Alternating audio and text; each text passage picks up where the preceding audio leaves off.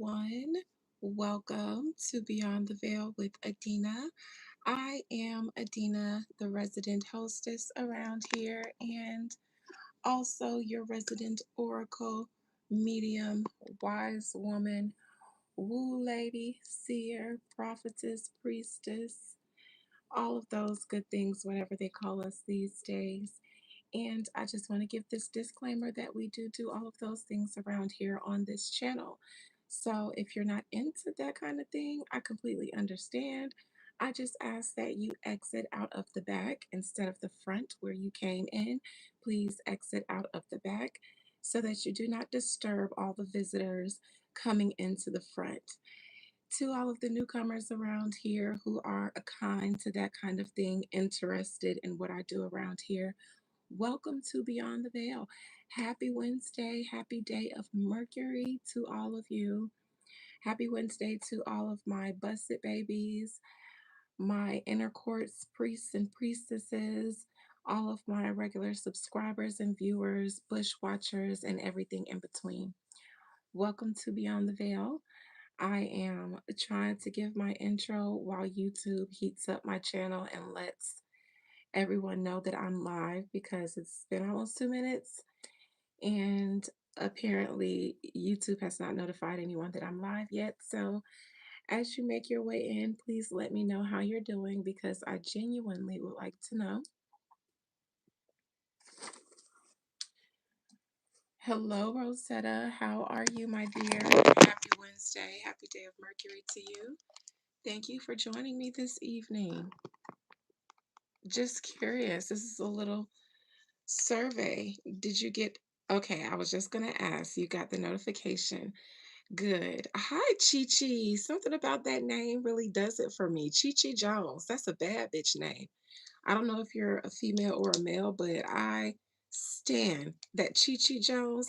That gives 70s foxy, bad bitch. Who's that?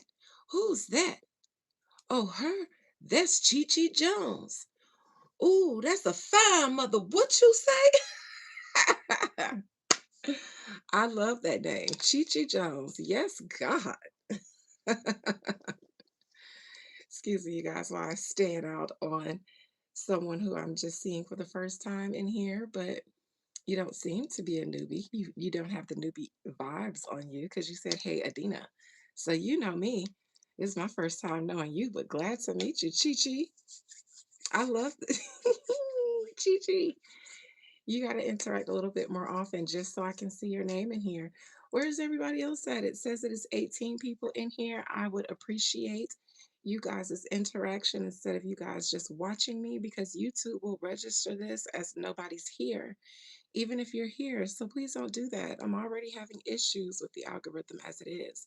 Hello, Adorned. Thank you for letting your love adorn us. Did you guys notice I clocked with the two of swords what color she would be wearing? When I did the reading, she had the two of swords in her near future, and I said she could be wearing this color, the color on the card, which was like a grayish white or a silverish white. I'm gonna pull out the two of swords so I could tell you guys what I said Beyonce, what color I said Beyonce was gonna be wearing. Because after that live and after everything happened, I actually asked my spirits. I was like, Spirit, is they gonna clock how much tea I clock? Is they gonna remember? Because I be feeling like people they don't recognize, they don't catch it, they don't clock when I clock something. So I'm always wondering when it happens the way I see it, I'm always like, I wonder what the people remember. At least this was it. I said she could be wearing something that looks like this, something this color, and here was the hairpiece, and this was the color she had on. Even the La Roach comment, what did I say? That was your club name, Chi Chi? Okay, Chi Chi Jones, coming to the stage. Ballers, get your dollars. Chi Chi Jones. Temperatures are rising in your body. Yes, Yes, Chi-Chi. Yes. What was the Law Roach comment though? He made a post saying it was the first Met Gala about me. I didn't need no cards to read Law Roach. As soon as I saw on the blogs that he was going to be going as his own guest, I said, "Oh God, the world better watch out." Yeah, she let him stunt. She stayed home. She said, "You know I'm the Met Gala gal. You know I shut shit down. So I'm gonna let you go." You know what I'm saying? Because even if I go and my wife beater in jeans, they still gonna be like, "Oh, Zendaya gave us such a refreshing original streetwear."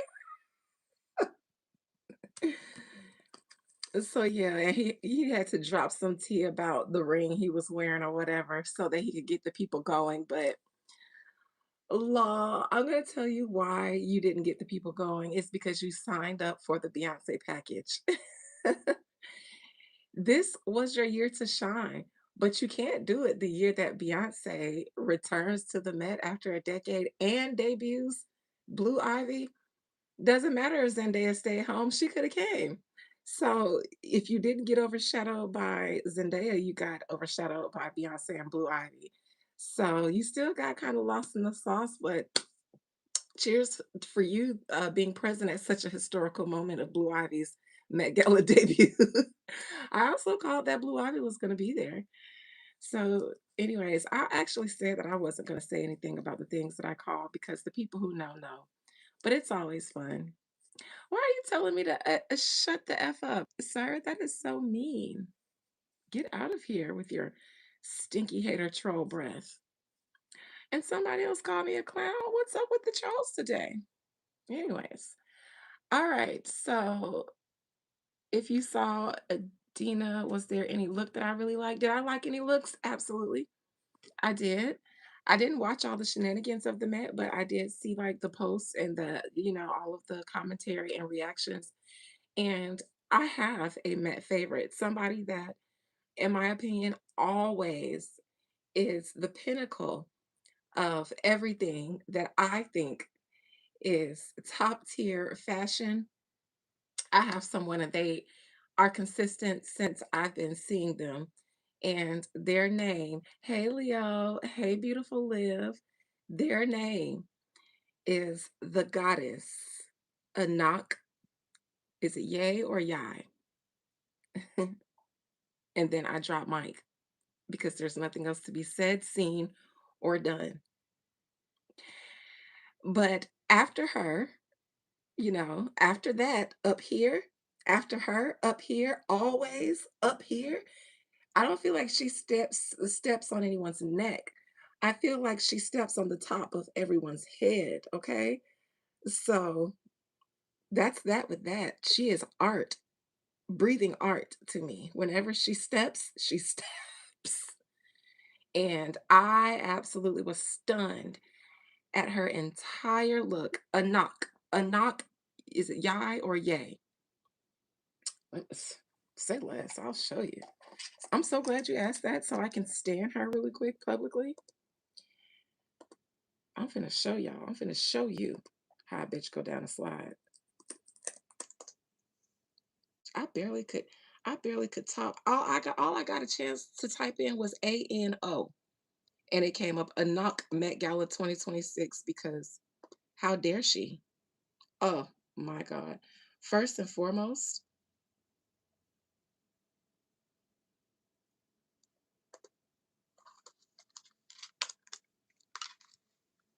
do you guys see? You can't see the details here, but just Google her name and look for her. The hair, the face paint, the teardrops down the face, the black, the hood, y'all. The pose, the she just always does it for me. And I actually want to do a reading on her. I may sneak it in tonight because I have a theory. I have a theory about her and her recent illness that she went through because I follow her on Instagram because she's such a beauty. And she was just on the brink of what she was saying was the brink of death. And one day I saw what she was going through, and I said, "Girl, did somebody do woo on you?" And then I thought, "Hmm, I actually think someone did, and I actually think I know where it came from." But listen, that would be too messy for me to do on my public page. So I would probably do that with my members because you guys will really hate me if I told you guys how I think that there was an attempt to destiny swap her. And I think she stood up, got up, and fought back. And now she's back from being in the hospital and all of that. Listen, because I commented, and then there was some anonymous page with no followers, no likes, no posts that liked the comment. And I thought, I know this. Listen. I could tell when people can't like from their main page, so they create a page to clock it. And then right after that, she's back. She's back. I'm telling you, go to her Instagram and see what she was just going through. She was fighting for her life. She said so herself, and she was in the hospital and doing really bad. And I was like, I see something here. I see something here, but I ain't gonna say nothing. I listen. Okay, okay. Yeah, I whisper it to the members live, and don't get not live. I'll whisper it to the members, Leo, and I don't care who y'all stand. Y'all know y'all have to stand me when we're beyond the veil. You can't stand them first because I'm just gonna tell her how I see it and how wrong do my eyes be crossed. So I tell you, but y'all can't get mad when I tell y'all. Y'all can't get mad and y'all stand back and get mad at me because it's just a theory. But I'm gonna test it anyways. So I don't really care about the Met Gala. I'm just here to talk about the things that you guys want to talk about because it's going on and everybody's talking about it. I also clocked that it was. I really love that Chi Chi. Everybody say hey to Chi Chi, just so I can see Chi Chi all in the chat. Do it for me, you guys. Even if you're not friendly, just do it for me because I just Chi Chi Chi Chi Chi. That just would do it for me. I just. So what if it's weird? I like it. So, anyways, um, I also clocked that this was going to be Beyonce's PR Met, and I also clocked that there were going to be some people were going to be disgruntled due to some of the accommodations. And are they not rumoring about certain people being upset that their kids couldn't come and her kids could? And everybody kind of got overshadowed by Beyonce and her family, especially Blue Ivy. So, hmm hmm it's tea when you see them two fingers touching. I'm just some real fine shit. All you hoes ugly. I swear that sound like something we would have said on the playground in kindergarten. Just like we used to say, you can stump your eye like a butterfly, you can roll your eyes like a piece of meat, but this black girl, you sure can't beat. That's what that sound like. It's tea when you see them two fingers touching. I'm just some real fine shit. All you bitches ugly. Child. But it gets me going. So, anyways, that was fun reading Beyonce. I'm glad I decided to do that so that we can clock some things here. So that some of the newbies in the back can come to the front since they were here to witness it. Nevertheless, life after the Met is very messy, is it not? It seems like the after Met is more entertaining to everyone than the actual gala. All the commentary, all the reactions, all the stuff. Most notably, Rihanna and ASAP Rocky are being. I was just about to go there, Leo. I'm just about to head there. Yep. So, yes, they posted in the edited and no edited. I'm like, why are y'all doing this to the black delegation? Y'all don't do this to the other Mets, but as soon as it's a black Met, y'all want to post that and let me clock this. I bet you they won't do that when it's not the black Met. I bet you they won't post the unedited versus the edited photos when it's the old Met where it was just the majority of the mayonnaise with the raisins in it. I bet you they won't do that. The next time they have one of those Mets, I bet you they don't do the side by sides. I bet you they don't. Have they ever? But soon as it's a melanin Met, but you know what? Let's clock it. Everybody look darn near the same. So there's no tea to be had in that. All I see is young, middle age, lower middle age, approaching middle age Black people looking amazing, unedited, looking just as good, unedited. That's what I saw. That's what I saw. Neck rolls, all of that, belly fat, girdles, all waist trainers, all of it. Bitch, they still wouldn't do that to the mayonnaise Met. They do it for the melanin Met though. And everybody still ate. So second to a knock before I get into ASAP and Rihanna, I would have to say that my next favorite would have to be Sierra. Not Sierra and Russell. Sierra. I think Russell looks better and more tailored clothing because of his height. I don't know if he's short, but next to his wife, he can be short. So if he wears a bunch of long and big stuff, then he kind of looks very, short and frumpy almost to me. It can kind of make him look like he has weight on him. So I prefer to see him in tailored clothes. Um, if he's going to be next to Sierra, because then his clothes is going to drown him next to her height, drowning him and overshadowing him. Yes, it looked like his outfit was wearing him, but I love Sierra. She looked amazing. Amazing, amazing, amazing, amazing, amazing. And I didn't really get into a lot of people's looks that much. To be honest, I like Kylie Jenner's outfit, but I didn't like her face. Something, I guess her bleached out eyebrows, she can't do that when she's that pale. And I think she tries to pull stuff off like that because her sister does, Kim, but Kim is Armenian. You are white. So Kim has a little bit more, I guess, tan or something to her skin, her natural tone, where she can pull off something like that a little bit better. But it completely washed Kylie's face out. She just looked like Powder, the movie Powder. But I liked the sculpted dress. I actually would like that on someone melanin. The dress Kylie had on, I would like that on someone melanin. Other than that, I think there might have been other people that weren't as publicized that I probably would have liked, but I can't think of them off the top of my head. So those are my top two that I actually saw, I think. Yeah. I like Kiki Palmer's dress, but not her wig. I don't like that wig that she's wearing now. 27 piece with the flip mullet in the back. I don't know what that style is called, but I don't like it. I just don't like it on her. And if it were, I would like for the 27 piece to not have looked so boxy, maybe a little bit more pixie than a 27 piece box. It gave a little box on her head. And I feel like I think she should have did a black or a platinum blonde with that dress, but I like the dress. So yeah, that's what I have. All right. So you know what? I think it's an irony that the last time Beyonce and Jay-Z were at the Met, they were getting into a fight in the elevator.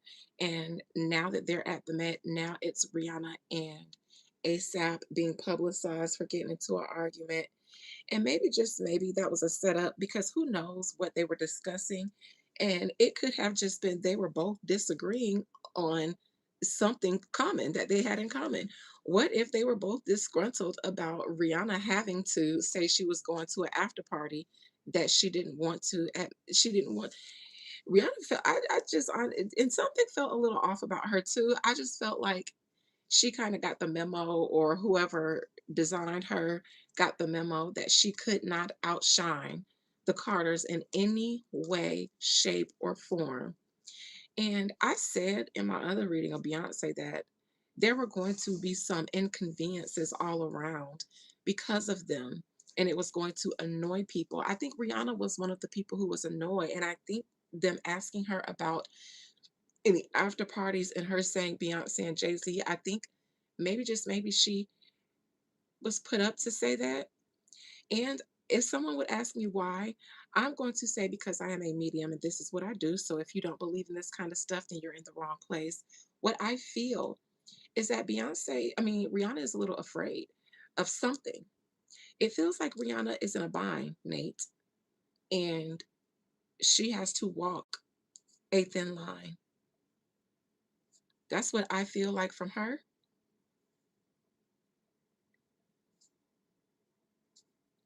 I don't think Rihanna would have cared to go, but I think she needed to go in order to say what she said and kind of be.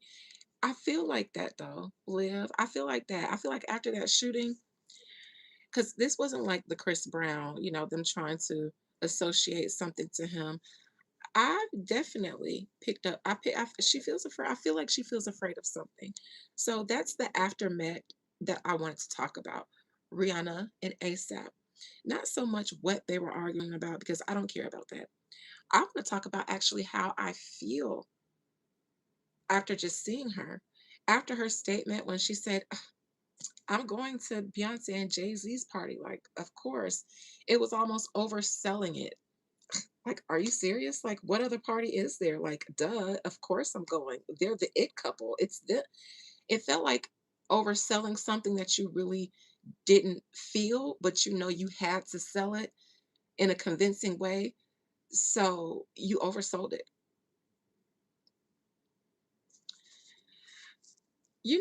I definitely, I think her relationship with Jason Lee is blackmail, but a blackmailer that she can put up with. It could be that, but I'm gonna see. It just felt obligatory, yes, like you said, Liv. So I'm just gonna see. I'm just gonna see. I'm just testing theories here, and then after this, we're gonna check and see if the U.S.'s pullout game is as strong as their talking game is.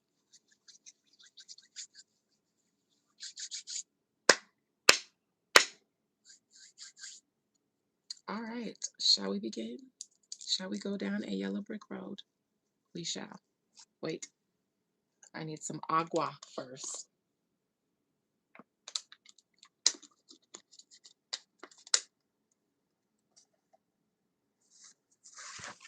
All right.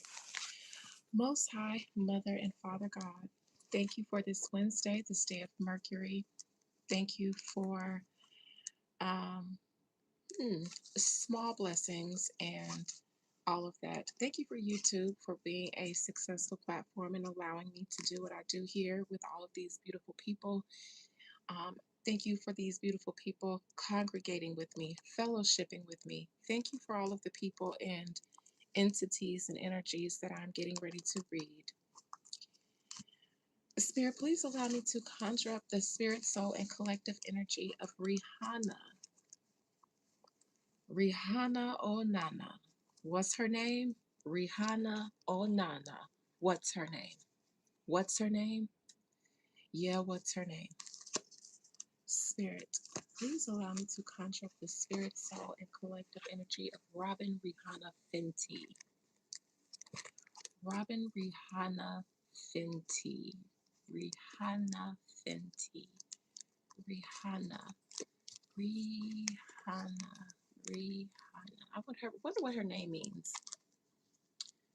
Rihanna. I wonder what that means.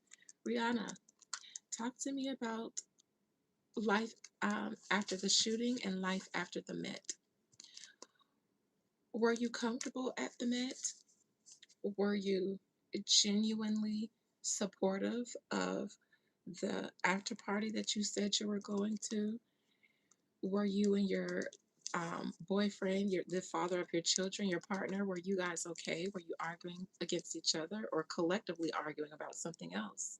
Were you guys arguing at all in a conversation that might have just been serious from the paparazzi and their smear campaigns? Did they make this out to be a fight between you? Rihanna, but what is going on in your spirit, soul, and collective energy overall? Not just due to the Met, but overall, since you kind of been back on the scene, because you were in Barbados for a while, making babies and nesting. And then it seems like you came back to the US to work. Your home got shot up. And ever since then, you've kind of been on the scene, which it doesn't feel like you want to be there. It would make more sense for you to be on the scene as much as you are if you were getting ready to drop music. And I don't feel like you are. So it feels obligatory. It feels like because Rock Nation needs everybody to get to work and save the sinking ships, that means you too, Rihanna. So, Rihanna, what's going on with you? I could be wrong, but you tell me from your spirit, soul, and collective energy, and I compel you to speak your soul's truth. This is a Pisces, true and true. I see water, clear blue water, and I see her is submerged in it, or under the water, just fully submerged in clear blue water. She may need a cleansing bath or be missing being back home in Barbados where she can just go out to the sea and submerge herself and feel clean and refreshed and renewed whenever she wants to. Just walk right out of her door. She may be missing Barbados, but for some reason can't seek sanctuary there. Um, I can even feel and taste the salt water in my nose.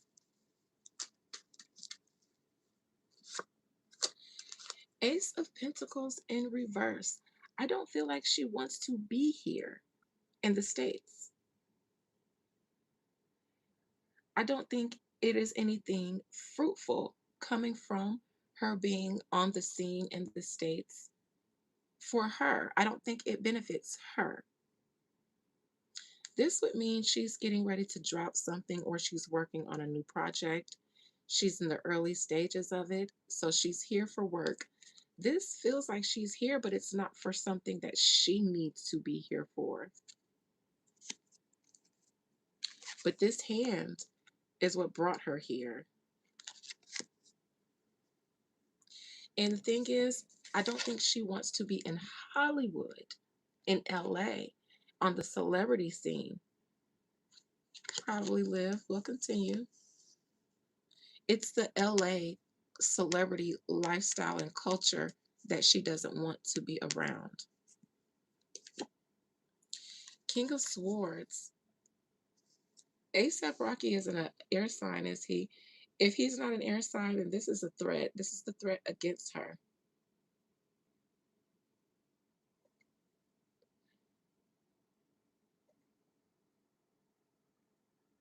ASAP Rocky zodiac sign. Libra. Mm, he's a Libra. So this is ASAP. He's challenging her.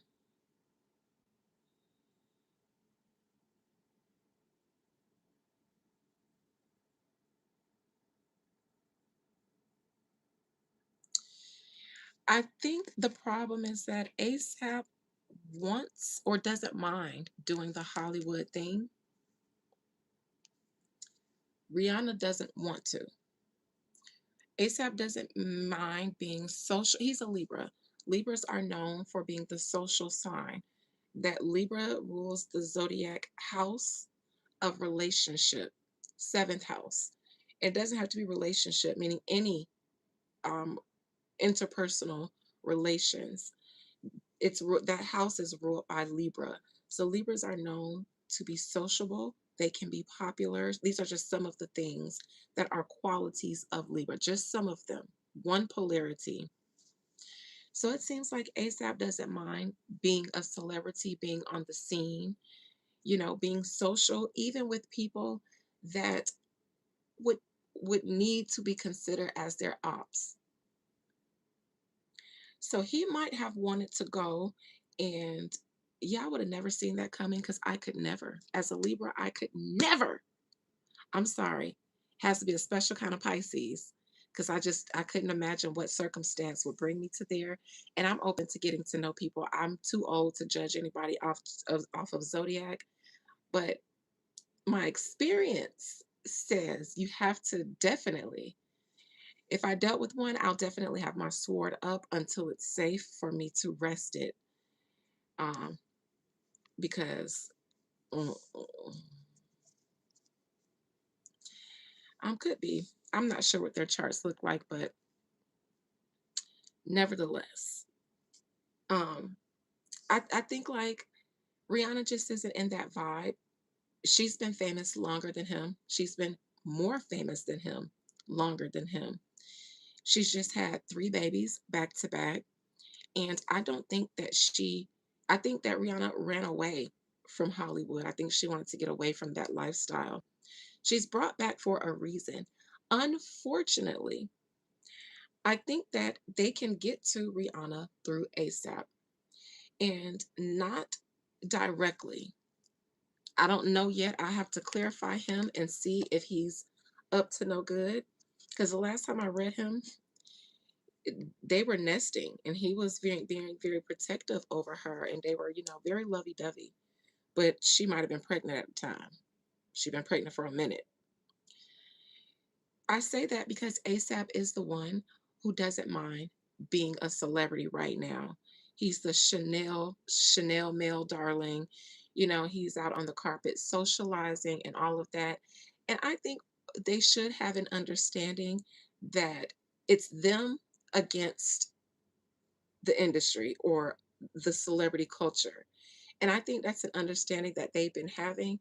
But somehow, some way, it seems like ASAP has been pulled in, maybe through opportunities, things like that. They bring him in, and he's just like, okay, yeah, I'm gonna take this shot. Yeah, yeah, everybody, hey, what's up, my boy? Hey, dap me up. And Brianna sitting back looking like, bitch, I don't like them people. I really don't. I ain't gonna tell you not to do deals with them, but I really would not rather you because then I'm gonna have to be involved with them.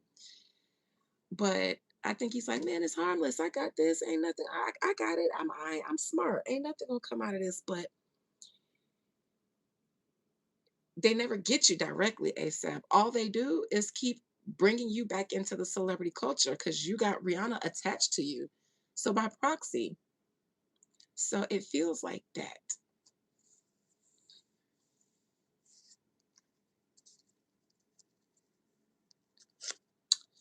Past position, this is exile for Rihanna.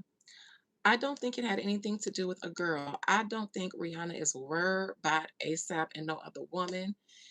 At a certain age and point in life, that kind of stuff, it's not as big of a deal as it used to be. Like when me and my ex-husband were separating or when he was starting to check out and he was saying he been we've been together for so long, he might need some time to find himself. I literally was like, listen, because I'm thinking we've been together for at that time, it was 12 years. I was like, so what? I get it. We've been together for 12 years. We were with each other when we were 18 and 19. Here we are, 30, 31. What? You need to go fuck a bitch? You need to go fuck some bitches or something? Like sure, go take a 90 days, 6 months break because I know I don't want you to just pick anybody. You got to check her out a little bit. So 6 months, go have fun and then check back in with me and let me know if you still want to be single. But bitch, that's what you want to do. That's what you need. Go fuck a bitch. Go fuck one. I'll bring you one. So at a certain point, man, don't nobody be caring about that stuff, man. Man, so sometimes the program is bigger, and that's just life. Now, I'm not advocating for cheating. I'm just saying at some point, don't nobody be caring. Sometimes your husband be skinning and grinning up in the girl's face, but it's because humans still need sometimes in their lower selves to feel something. When you a husband, you just had three babies, you got a wife, y'all been over in Barbados, and he used to be in New York, being on the scene, and y'all been off the grid in exile because of Rihanna making babies.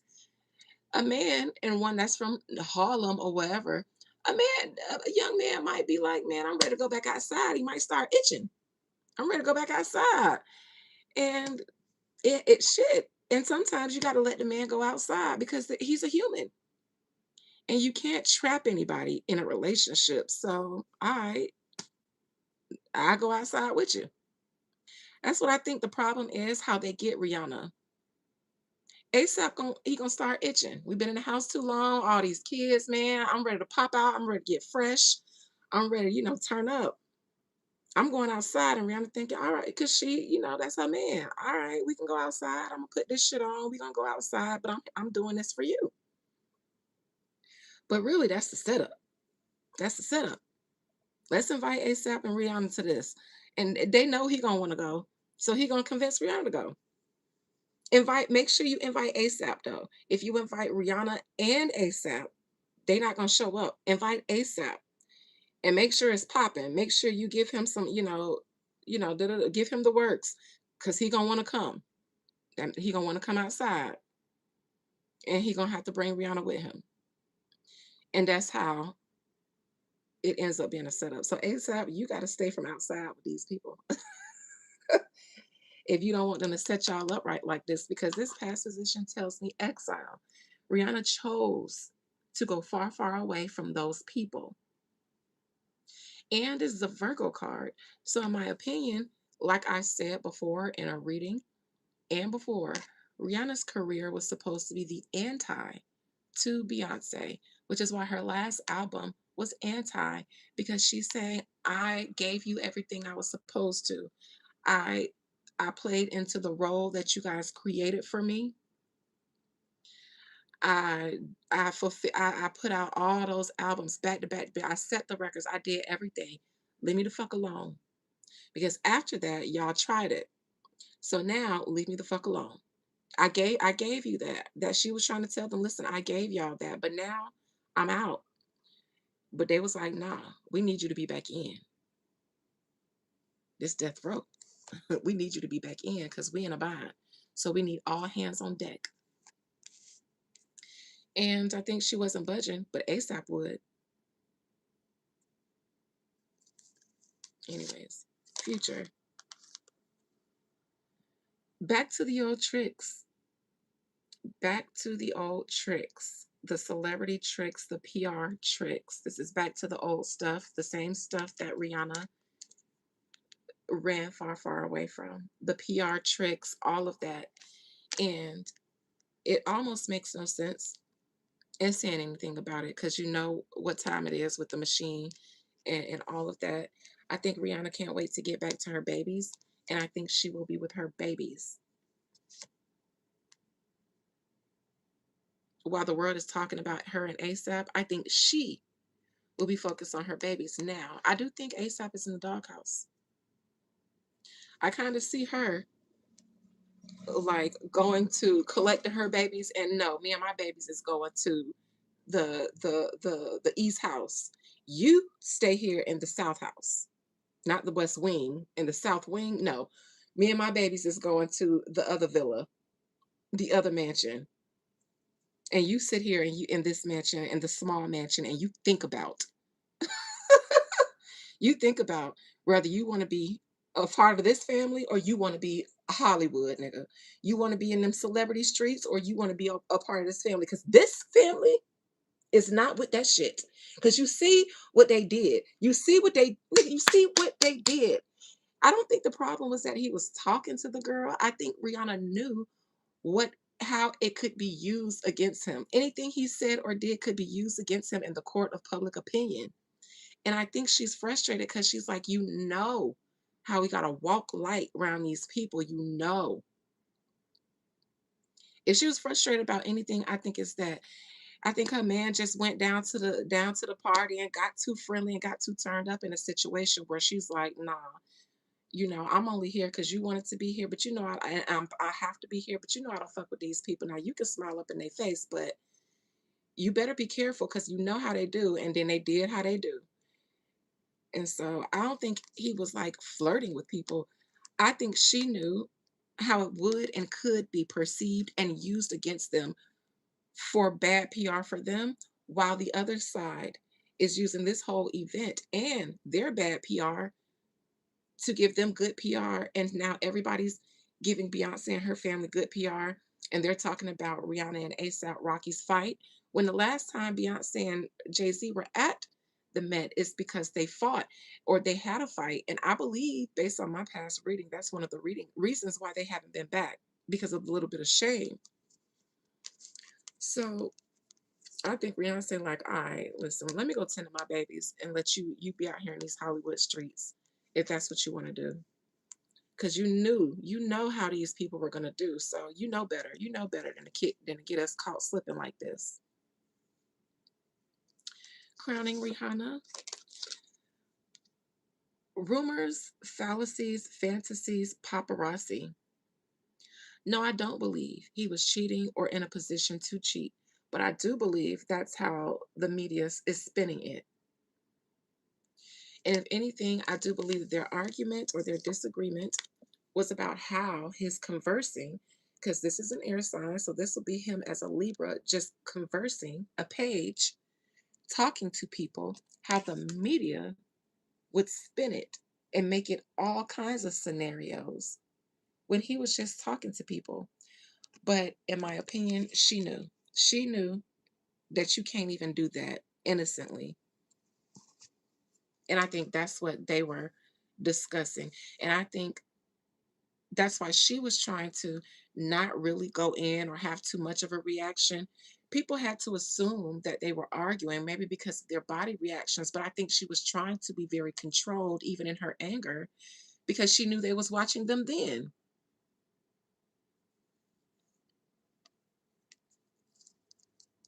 So I think Rihanna's over it right now.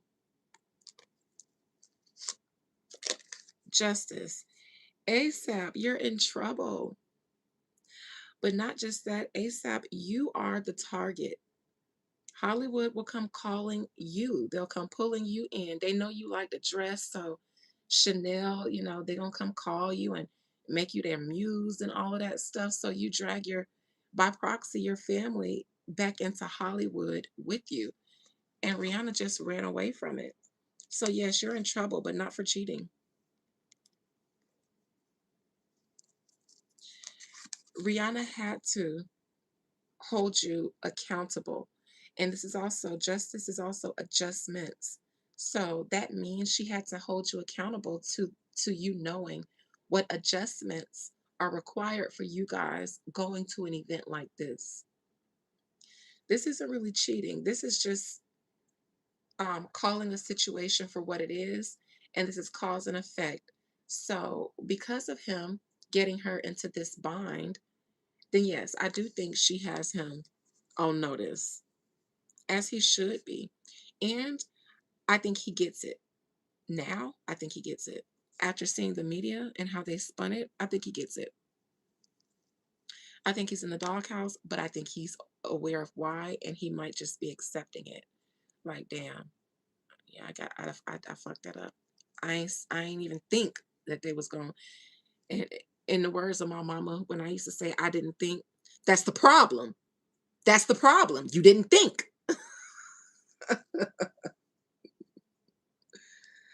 So, yeah, the woes of being raised by an Aquarius. Stellium.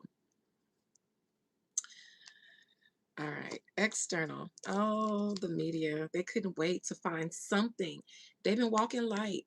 Every time they go out, they look very into each other, very naturally into each other. And I believe that that's genuine. I believe their connection is genuine. But this time they got caught slipping. And I think that Hollywood and their machine has been waiting for them to slip them up so they could do just this. Because Beyonce and Jay-Z, they've been going through it. So they need somebody else for everybody. They need another couple for everybody else to focus on right now. While they clean up their. At the Met. Hopes and fears for Rihanna. No telling what these people have in store, no what kind of traps and tricks they have laid that ASAP ass may not be able to see or foresee and maneuver. So I think she's concerned of what other tricks and cons and all of that they have up their sleeve. Because now the public is running with this narrative. So what they can do with it now, the potential is almost limitless. And they did the shooting. So Rihanna is concerned because she doesn't know what these people have up their sleeve and when it'll reveal itself. And at right now, she can't trust ASAP to maneuver. Outcome, I think ASAP is going to get it now. However, the damage is done. So I'm not sure if they're going to address any of these rumors, but for now, I think there's acceptance and fuck it. We just got to take this L and let it ride and refocus back on our family. ASAP will have to make it right, and he will, but it's only because he gets it now, in my opinion. Hey, sissy.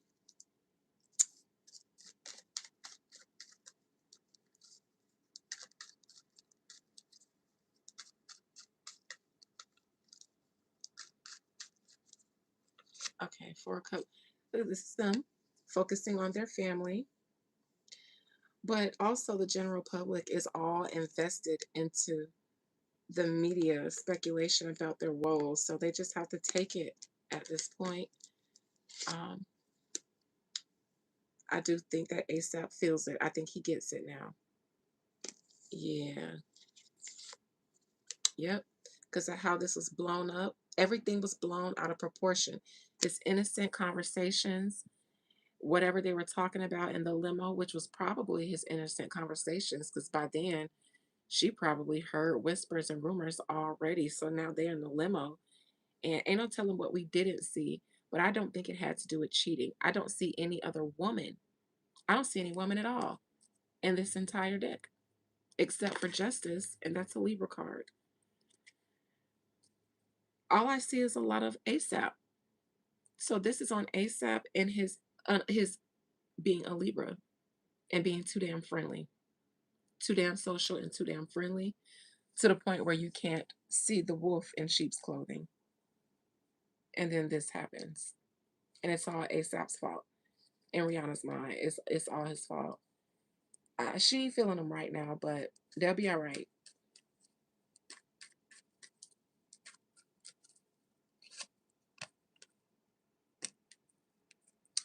I think that Rihanna had to go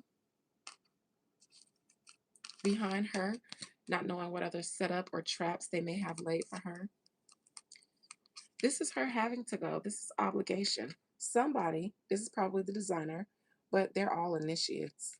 So, and if Beyonce is co-chair, then yeah, put a word into designer. Somebody get ASAP and Rihanna on this carpet. Make sure they hear.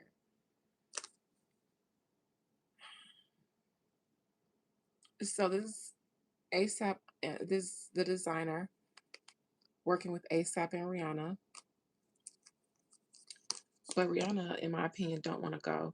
She want to be with her babies. She don't want to go to the Hollywood stuff, especially because this was a PR moment for Beyonce. That's behind her hopes and fears being what other stunts they have. Her saying something about that after party, I don't believe it. And maybe ASAP wanted to go just like DJ Boo tried to pretend like, oh, this is the opportunity of my life, overlooking or pretending like you don't see the optics of it all when it comes to the people that you're supposed to be loyal to. So it was just like, "Man, it's no big deal. It's just an after party, man. You know, and I think Rihanna's like, bitch, okay, okay. You go on down to that after party. I'm going to go in after party with the kids. Um, and if you just so happen to come home and we not there, don't look for me, bitch.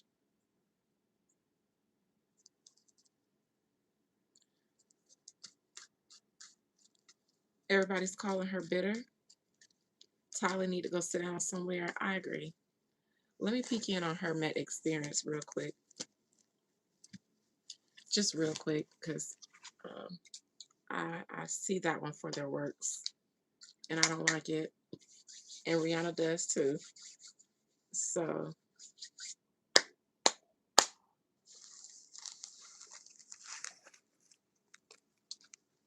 spirit, please allow me to conjure up the spirit, soul, and collective energy of Tyla.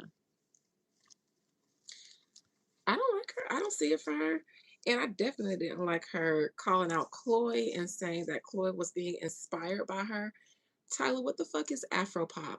You can't just create a genre out of your mind yesterday and then start saying that people are inspired by a genre that nobody knows anything about. We still saying you copying off of Rihanna. I don't like that. I don't like it. I ain't like that. I don't like that. I don't like that. And I would be embarrassed to call Chloe out on copying me when her body looked like that, when Chloe's body looked like that. I pretend like I ain't see it. And if somebody said it was Tyler inspired, that the hell it ain't. No, it ain't.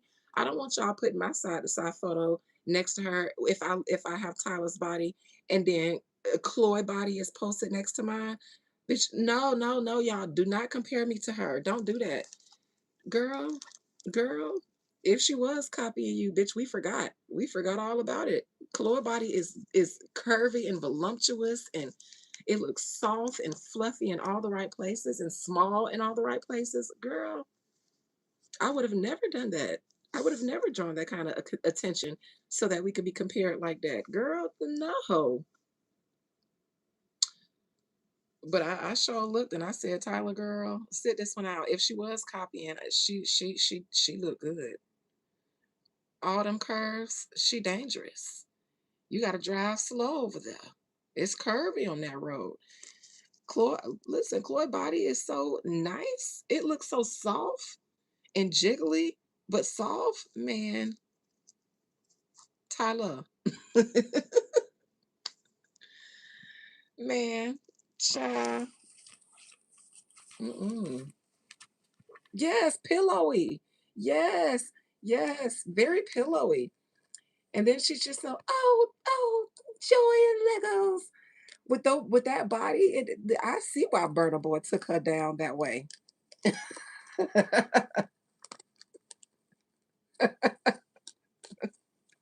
I would have gave her the African giant too if I was one. If I was an African giant. All right. So, Spirit, please allow me to conjure up the spirit, soul, and collective energy of Tyla. Tyla. I don't know why I say it like that, but sure, it gets the people going. Tyla. What's the energy surrounding Tyla? And Spirit, please compel her to speak her spirit and soul's truth, because she gives me a liar, liar, pants on fire. Talking about that, just my parents wanted me to go to uni, and I begged them and I begged them, I begged them to just give me a chance to do music. And then one day I uploaded my music to YouTube or a TikTok, and then it blew up. And the next thing you know, it, I'm at the Met Gala. It don't never work like that. They just be lie. I don't like when people lie. In 2026, people do not care. People would not care. People are so programmed. They wouldn't care if you just came out and said, "Listen, the A&Rs, the labels, they was looking for somebody to come in and fill it and do a job, and I'm doing it." And your fans and the people who are determined to be your fans, no matter what, would be like, and did, and so what if people don't like it? So when y'all go and start telling all of the stories about how you blew up overnight on TikTok or YouTube, no, it do not work like that. And since Justin Bieber, it ain't worked like that since Justin Bieber. So no. But anyways, I have to compel her soul to tell the truth because she'll tell a good lie. I feel like she'll tell a good lie. All right. Tyla, what's going on with you, my dear? People are talking about you too down to the Met. Did you enjoy your time down to the Met? What's in your life? What's going on in your life currently besides the Met? Why were you there? Who sponsored you? Why did they sponsor you? Who are you? Who are you, Tyla?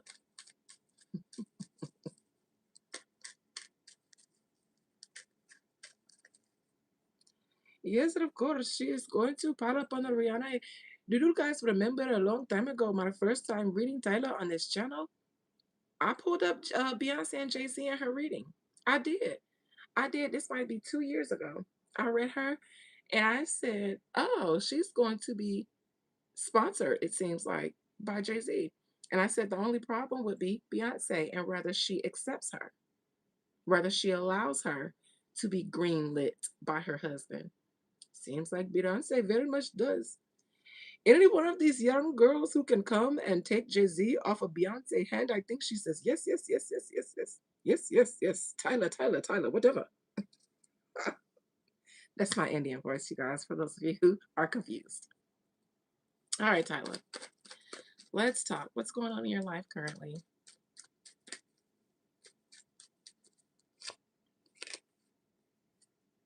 Child, not the ASAP and Rihanna beef in her present position. Somebody's looking to capitalize off of it. Somebody's looking to cap. Who do you think start marketing her as the new Rihanna? I told you, when PR does things, then rumors just start coming out of thin air. All of a sudden, it's a conversation one day.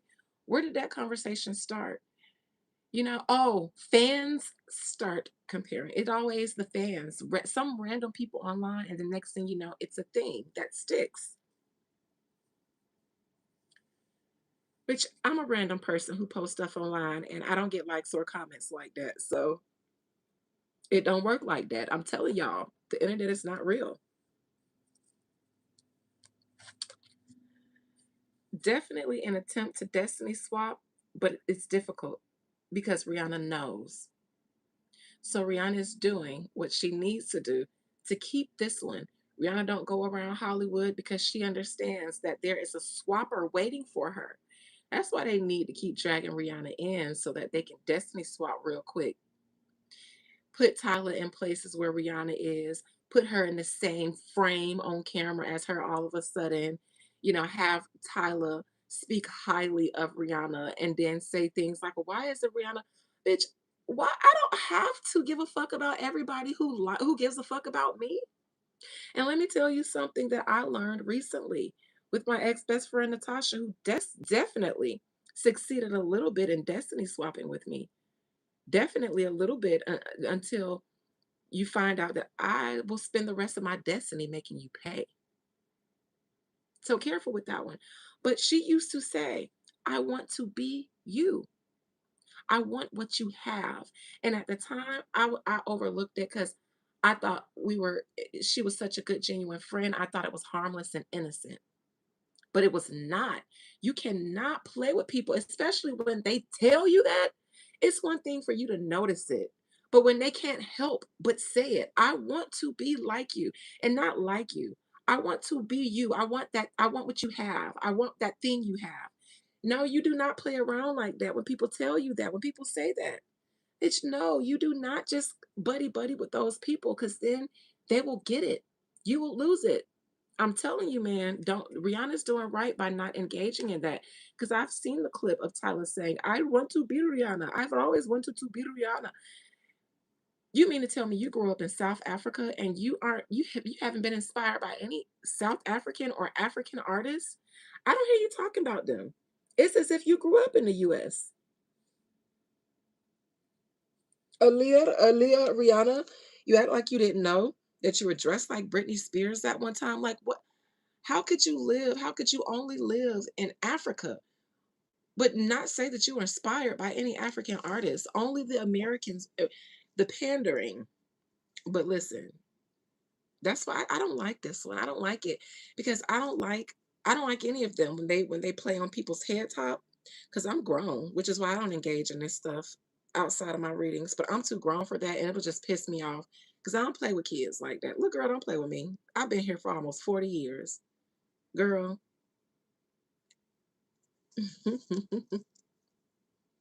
So definitely an identity, I mean, a destiny swap attempt. And she's just waiting in the fields for the opportunity. And this ASAP and Rihanna fallout is definitely an opportunity to harness. All they need is for Rihanna to have a scandal. That's all that was needed, which was why when I was just reading Rihanna, ASAP walked right into a trap that they were setting it up.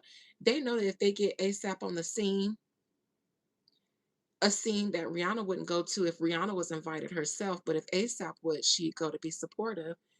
Then they can lay up all kind of traps that Rihanna might know how to maneuver, but he don't. This was one of them. I don't like this for you, Tyler. I don't like this for you at all because you don't honor your roots enough, and Rihanna honor hers. So careful, careful with that. And I'm speaking in woo when I say that. If she get to calling on her spirits, if you call on yours, will they answer you? They gonna say, "Who is this American girl calling on us? We don't know her." So if she make it back to Barbados and get to talking to the mermaids, get back to the Obeah man, you in trouble. That's why you ain't been able to get it, because she know your works, and you better hope that she choose nonviolence instead of dealing with you. She may not be able to take them on full fledged, but she can set you down. She can. Challenging opportunity that isn't an outward opportunity. I don't like this for you, Tyler. This means that you, and this is a fire sign. So I do believe that you are being mentored or taken under the wing by some form of a Jay Z entity. And I do believe the challenge is the right opportunity. Simply because you're marketing to the US public, the Black American public, hasn't necessarily been successful, but you need that destiny swap because then it would happen. That's how energy and woo works. If you can harness Rihanna's energy, then it would be easy to sell you. You'd have her energy. You'd have her swag, the kind that people genuinely buy into. That's what she needs. And in a destiny swap, yes, you can get it, bitch. Yes, you can get it. That's why Rihanna having a bad day right now, and Tyla's up there praising her. Careful. Mm-mm, mm-mm, mm-mm. I know these works. Y'all ain't got to. That's why people come to me to help them out of their binds. I'm Nate, because I know these works. Rihanna, I almost want, girl, Rihanna, call me, girl. Girl, because this is annoying. No, a little chihuahua. A little chihuahua at your ankles, girl. And I know you got your hands full. You probably overwhelmed. So just call me, send the wire. Okay, do that first. Call me first, and then send the wire second, and then third, girl. I'll handle your lightweight, girl. Hello, Geka in Ukraine. I wish I knew how to. I wish I knew a Ukraine accent so I can speak to you in a tongue that you feel familiar and comfortable with. Past position for Tyla. This was in the hopes and fears clarifier for Rihanna. This is her being sponsored at the Met. So she knew she was going to be at the Met. She was preparing for the Met. She was somebody's project, protege, whatever they call it. Future. Oh, look. Sneaky little ting there. Now, why would Tyler be needing to be sneaky like this? Scandalous. A thief. Hmm.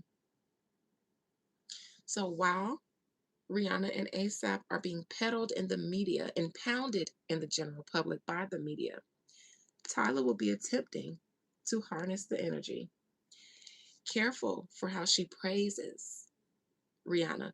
Careful, just anything she says in the near future will be strategic and will be strategically placed to siphon.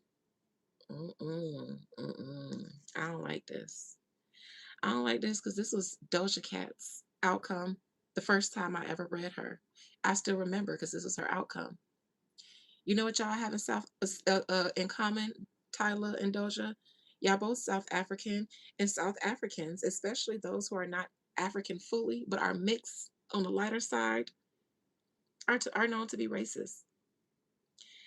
Now, I will say this, Tyler. I've read you before. Do I think that you like Black Americans? No.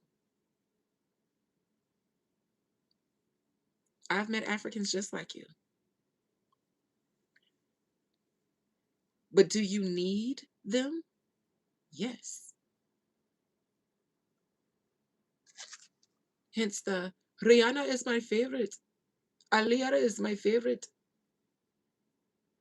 Chloe Bailey is copying off of me.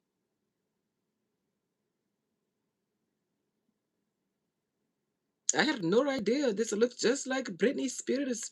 I had Britney who is Britney Spears? I had no idea. I'm from South Africa. I know Aaliyah. I know Beyonce. I don't know Britney Spears. Careful with that one. She's a panderer. A panderer. Black Americans, you need that base. You need that base in entertainment, especially music. So she and her team will be looking to pander. And if selling Tyla doesn't work, then they need to sell a version of somebody that we like. Tyler Church is other African artists too, probably because they are black. They are African. She is Indian, Indian in Africa.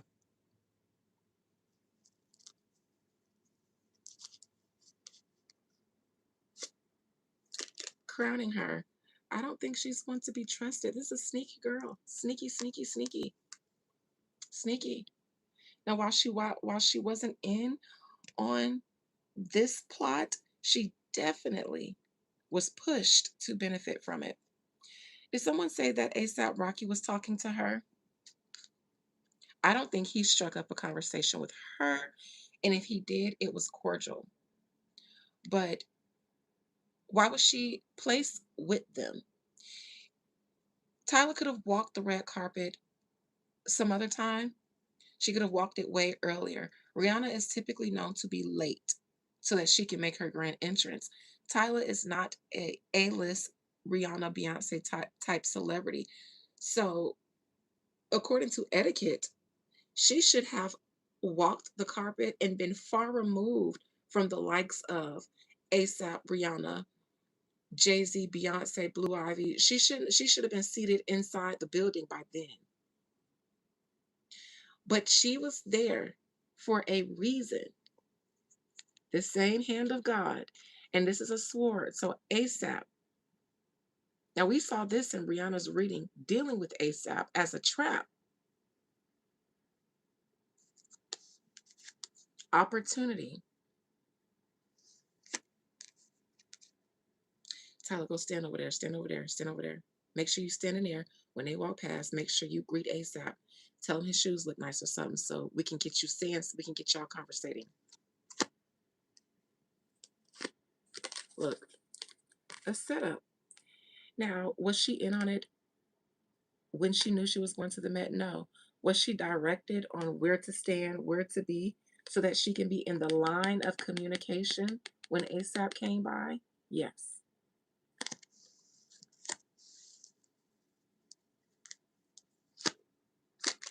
And look at her. Just, oh, I'm innocent. Oh, no, no. Now, Rihanna, I told you, she reminded me of a little chihuahua and I would handle her. Here it is. I'm telling you, I see her for her works. This is her meant to be seen yapping with ASAP, knowing ASAP wasn't really studying her. He was showing off. That man wanted to show off, bitch. ASAP is a stepper, okay? He from Harlem. You know them. They like to be pretty and they like to step. You got to watch out for them. Because if you date a Harlem man, you might get upstaged. They want to be all in the videos too. They want to be dancing in the videos too. That's what I've generally seen from Harlem men. They like to put that shit on and then pose for the camera. Now flick flick, and it really could just be, bitch, move out of my way. Don't you see me? Don't you see this shit that I got on, bitch? Hello, but hold on. Check my shit out though. Look at this. Look at him showing off. Not knowing that he's set up to be seen with this little chihuahua child.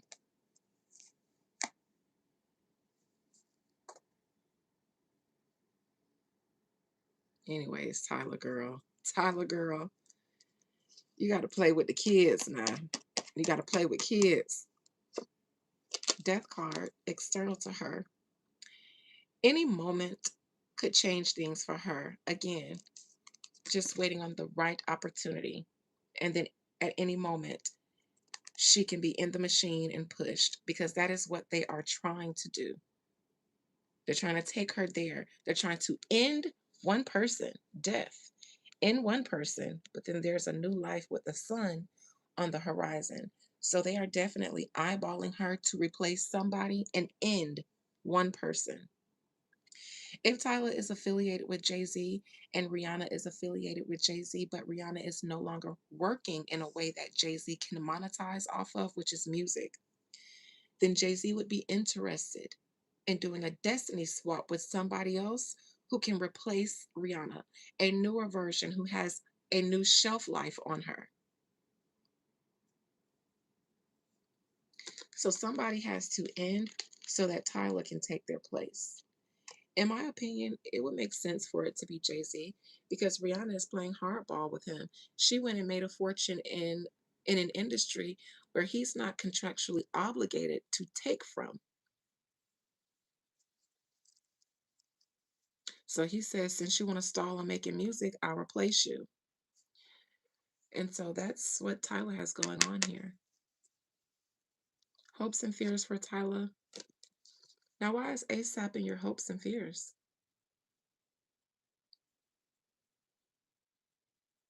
Why is Rihanna's partner in your hopes and fears? Upright, meaning that he talks to you.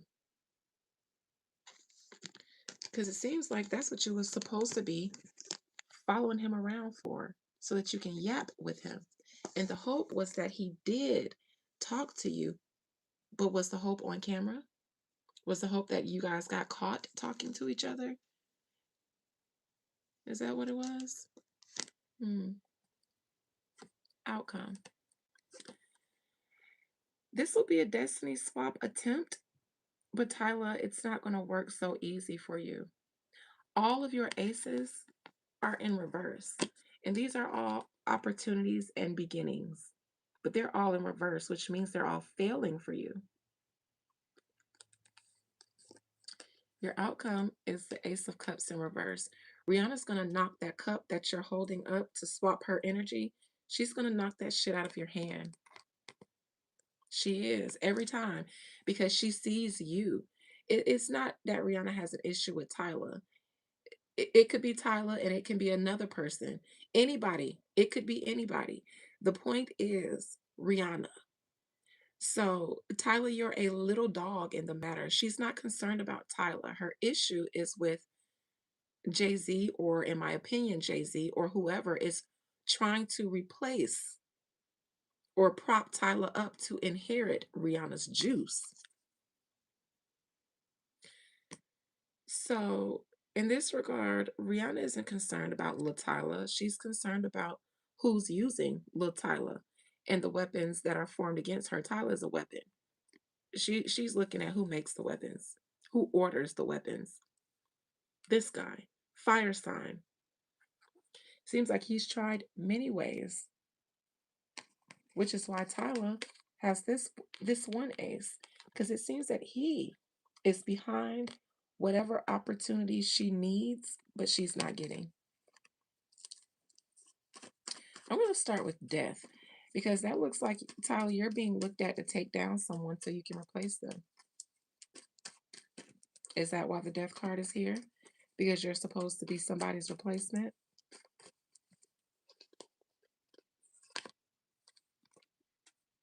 Not just a replacement. Now, this is blue. Blues are usually water signs. This is Pisces.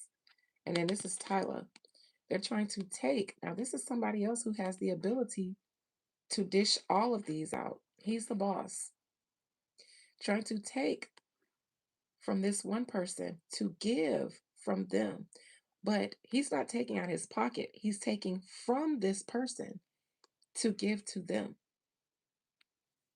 Taking from this Pisces to give to somebody wearing this color, meaning they're undeserving. They're more of a beggar because they're undeserving. They need whatever this favor is. They kind of don't.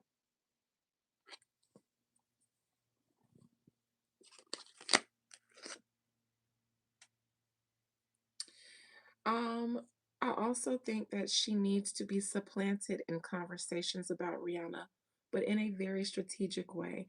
It always has to be praise when really be careful of people who praise you too much, especially when they know you don't fuck with them.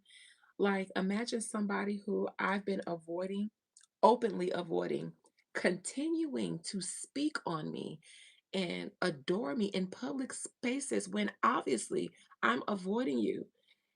That shit don't ever seem weird to y'all because I'm old enough to know what's behind that. And no, bitch, I'm not trying to be your friend. Why do you keep trying to force a friendship on me? And when somebody can't respect your boundaries, then the question is, why do they want to overstep them? What do they want? Because if you have good intentions for me, you'd be like, yeah, she don't fuck with me. I get it. I'll leave that alone. I won't even speak on her. I'll just respect her from a distance, quietly. But no, if it's like, I don't fuck with you, and then a person goes and says, oh my gosh, I just really love her. But I'm telling you, I don't fuck with you. But you go to the media and say, oh, she's my favorite. I just love her. Bitch, no, you're being weird. Yeah, that's what that is. Child, anyways, this is boring. I'm gonna go to my Trump reading because I'm hungry. I need to go find me something to eat. Ace of Cups in reverse for your outcome, Tyla. Rihanna is a water sign. She's a Pisces. Rihanna gonna say no. Hell no, we won't go. Hell no, we won't go.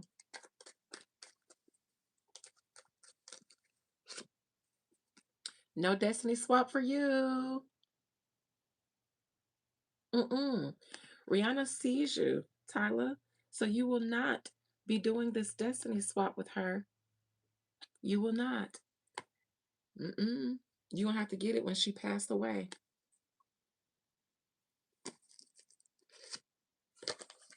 She sees you for your works. Doing a destiny swap by the things you say in the media. Because you know what that does? Her constantly praising you in the media, knowing she don't fuck with you, that makes people look at Rihanna like she's wrong. When you should just accept the fact that she doesn't want to be your friend and she does not have to publicly acknowledge you.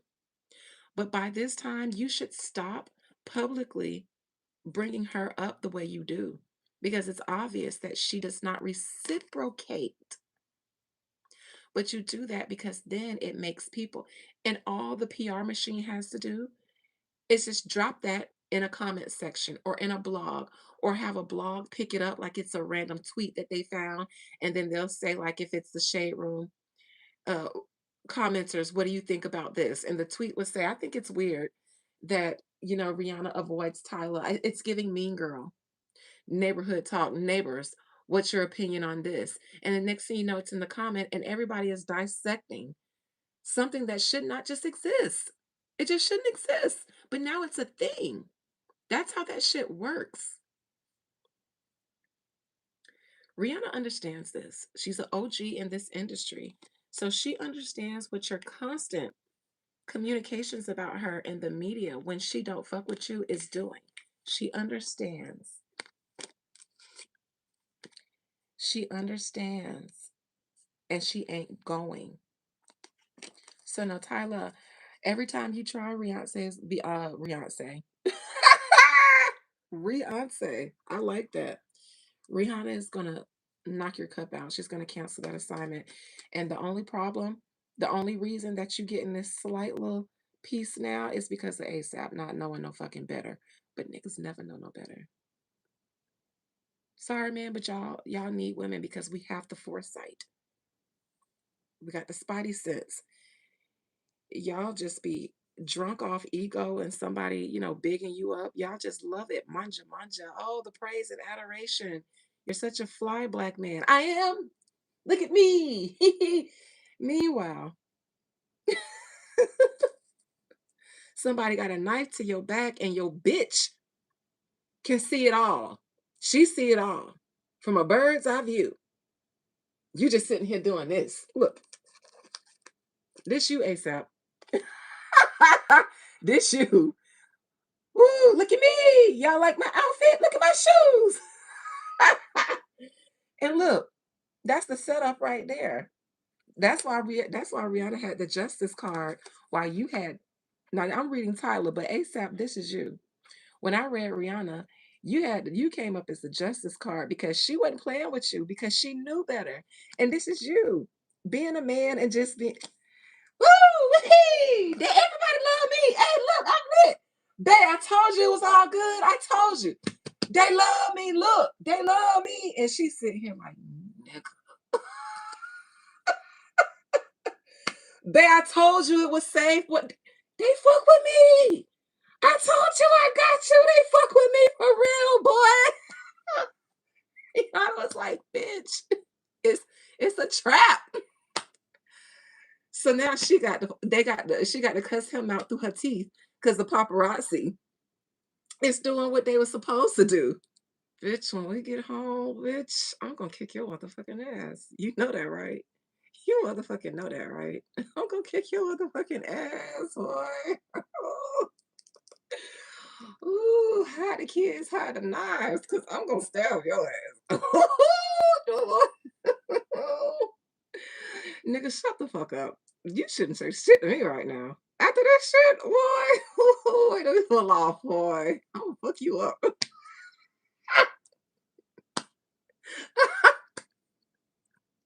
And that makes a woman even madder because when we want to go in, we want to go in. And you got her boiling and wanting to call you everything but a child of God, and she got to do it through her teeth like a ventriloquist. Oh, I know you got your ass whooped when you got home. I know you did. I know you did. I know as soon as y'all got to the house, bing, bow, bow, bow, bow. And rightfully so. Rightfully so. Oh God, ASAP, I know you was balled up between the washer and the dryer down there in the maid quarters. Did she make you sleep with the maids? Because they give them the guest house. Did she make you sleep down there? Oh my God. Did she? Lord, ASAP.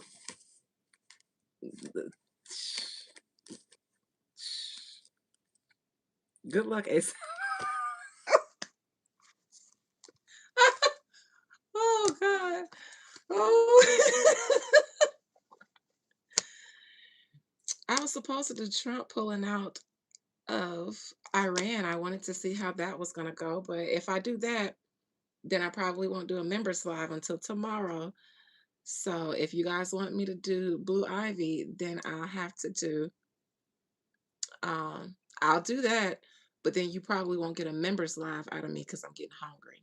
So if y'all cool with getting a members live tomorrow, then I'll do Blue Ivy because that means I'm gonna have to not talk about the things that I want to talk about that I feel like matter to talk about celebrity stuff. But let me just go ahead and see. I'll try not to tarry too long because it's a child. So tomorrow for members, of course you say that, sissy. You want the tea. You want the tea. You don't give a fuck about that other shit I be talking about, do you? Okay, you want the most recent energy? All right. Well, I think this is my second time reading Blue Ivy. I usually don't read kids, but when they come out in grown folks' business, then hey, she all over the blogs and the media. So, all right, spirit, please allow me to conjure up the spirit, soul, and collective energy of Blue Ivy Carter. Members, I was gonna tell y'all about my little semi date I went on last night. Yes, I went on a semi date. Because Auntie can't just let people just date me fully. You got to start off with the semi date. I did. Y'all know I ain't been on a date in years. I went, yes, Tiara, I did. I went on a semi date. It's with somebody I've been turning down for years. I did, Liv. I did. I was supposed to be going out to celebrate Cinco de Mayo with my cousins, and then one of my old classmates, who I know has a crush on me, but I've been ignoring it for years. He just popped up randomly and was like, "Hey, is this still Adina's number?" I was like, "Hey, yeah." And he was like, "I know this is random, but you want to go out for tacos?" And my go-to answer is no. Even if I'm open to people, I don't know. But I'm so used to being alone that I just be like, no. But I was like, well, shit, I'm already going out for tacos. So if he wants to join, he can. That's why it was a semi date because he did. He was so excited for me to finally say yes. He came down there with me and my cousins, bought us all drinks, and then left. He didn't stay for the whole dinner because he really came there to have a one on one. And it was me and two of my cousins, but he stayed around long enough to buy us drinks, chit chat. And then after he left, he asked if we could do it again. And he's been texting me today. So I think he's trying to shoot his shot. I don't know though. I don't know. I am a tough cookie. So, and as of right now, like, it's weird. I never thought that I did. Like, he's one of my classmates, and I don't date from my hometown. And I definitely have never dated anybody I went to school with, not even while I was going to school. I dated older men when I was their age, when I was in school. So I'll tell you all about it tomorrow. He's very nice. He's always been a very good guy. He's not a bad guy at all. I've known him since middle school. Um, and we share a friend group. So I see him often going out. I see him when we go out. I saw him at the car show. And he was like, he wanted to say something to me at the car show, but he was so, everybody was drinking and smoking and doing that. But really, I'm glad you didn't because that would have been the worst time. You got to catch me on the right day. He'd have got turned down again if he asked me at the car show. He'd have got a no for sure.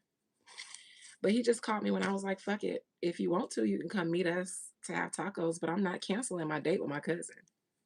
And he said, what time? Yes, child. Anyways, mm, mm. Auntie here for a good time, not a long time right now. He said he want to be my friend, and I said, fine, I could do a friend. But don't be mad when you get treated like my friend.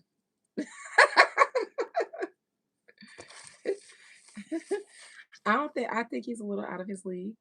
I do. I think he is coming into this based off of the rivers and the lakes that he used to. And even our conversations today, he asked me, so tell me, what did you accomplish today that you're most happy about? Mind you, I'm busy as fuck. I don't have time for that. I don't have time for those kind of conversations in the middle of the day. Like we can chit chat like about shit like that later. But I was like, do you know what I do for a living? What I accomplished today, which where do I begin? I wake up to clients saying, "Oh my God, it worked. Oh my God, thank you. Oh my God, this. Oh my God, that." That's every day. I'm very blessed. I wake up every day to testimonies and miracles being performed. So that's it's like it's I was like, I can give you my most recent biggest accomplishment. So I told him about my ice victory. And he was like, shit, I don't even know what to say about that. And I was like, yeah, so let's just like talk about normal stuff, like regular people. Let's just not talk about me because, like, what did I accomplish today? Where do I fucking begin? And I was like, I'm not trying to be funny or anything, but because I'm a woo lady, bitch, I accomplish things sometimes and I don't know I do. I gotta wait for people to tell me. Well, so I don't, shit, how can I say that I saved somebody's life from the comfort of my own home? How do I say I got somebody from out of handcuffs or got somebody from not being deported, got somebody out of ICE, out of a detention center? How do I say that? How do I say that I've healed somebody? I participated in somebody being healed from cancer. How do I say that I've assisted on investigations to help find missing people? Like how do I say that? So I'll catch you guys up, members, tomorrow. I want to tell you guys that tonight, but since you want the blue ivy tea, then you shall get what you want. All right. Spirit, please allow me to conjure up the spirit, soul, and the collective energy of Blue Ivy Carter. I don't know why I keep wanting to call her Blue Ivy Parker. Oh, because of Ivy Park. Okay, Blue Ivy Carter. I'm putting Ivy Park and Carter together, and my mind says Blue Ivy Parker. And I guess same, right? Blue Ivy spirit, Beyonce and Jay-Z's daughter. Beyonce's firstborn daughter. It's questionable for Jay-Z. The verdict is out on that one. But for legal sakes, Beyonce and Jay-Z's firstborn daughter. Blue Ivy Carter. What is the energy surrounding Blue Ivy Carter, spirit, please? I won't compel a child. So, spirit, please allow me to see her from her spirit, soul, and collective energy. Children don't really know how to cloak their energy yet. So, it's almost unfair reading a kid, especially a celebrity kid, because they typically need some sort of privacy, but they can't really shield it from somebody that can see them this way. So, I wasn't trying to talk my shit, Adorn, but when he asked me that, I literally was like, now I have to find a way to turn myself down and not seem like I'm popping my shit, because I don't pop my shit off of stuff that spirits do through me. But really, those are my accomplishments and they happen every day. I see miracles every day and I work them every day. So that's why I said, he ain't used to messing with a big dog, and he ain't messing with a big dog. He's just talking to one just for now. Um, I don't know how long I'm gonna allow him to talk to me, because I don't feel like bringing nobody to where I am at my age. You got to come, and you got to come at least with the bare minimum for me, and I get annoyed and turned off really quickly. So I don't know. I don't know. All right. Her parents can't cloak themselves from my readings. How can she? Good luck. All right, Eight of Swords. This is Blue Ivy being the talk of the town. This is all the talk surrounding her, and Blue Ivy is aware that she got some kind of privilege. This ain't my first time reading Blue Ivy, and there are things that I will not say because she's a child, but I will tiptoe around something here. Blue Ivy is a Capricorn through and through. I will say that, and I'll just drop the mic there and make of it what you want. Blue Ivy understands when it's the Blue Ivy show. And in my opinion, it's been the Blue Ivy show since she became aware of who she was in this world. Blue Ivy will never be North. I think she wants to be everything but North. I think Blue is looking at North like,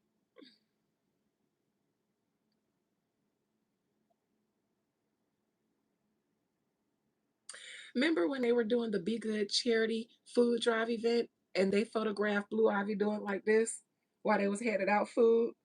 Bitch, Blue Ivy said, I don't know what that smell is. Meanwhile, it was probably collard greens, macaroni and cheese, yellow rice, and a little fried chicken or baked chicken on the side, because they usually give you options. She was like, I don't know what that smell is. It's called soul food. Blue Ivy is and knows who she thinks and who y'all think she is. Before y'all thought Blue Ivy was the boss, Blue Ivy knew she was. Y'all caught on late, in my opinion.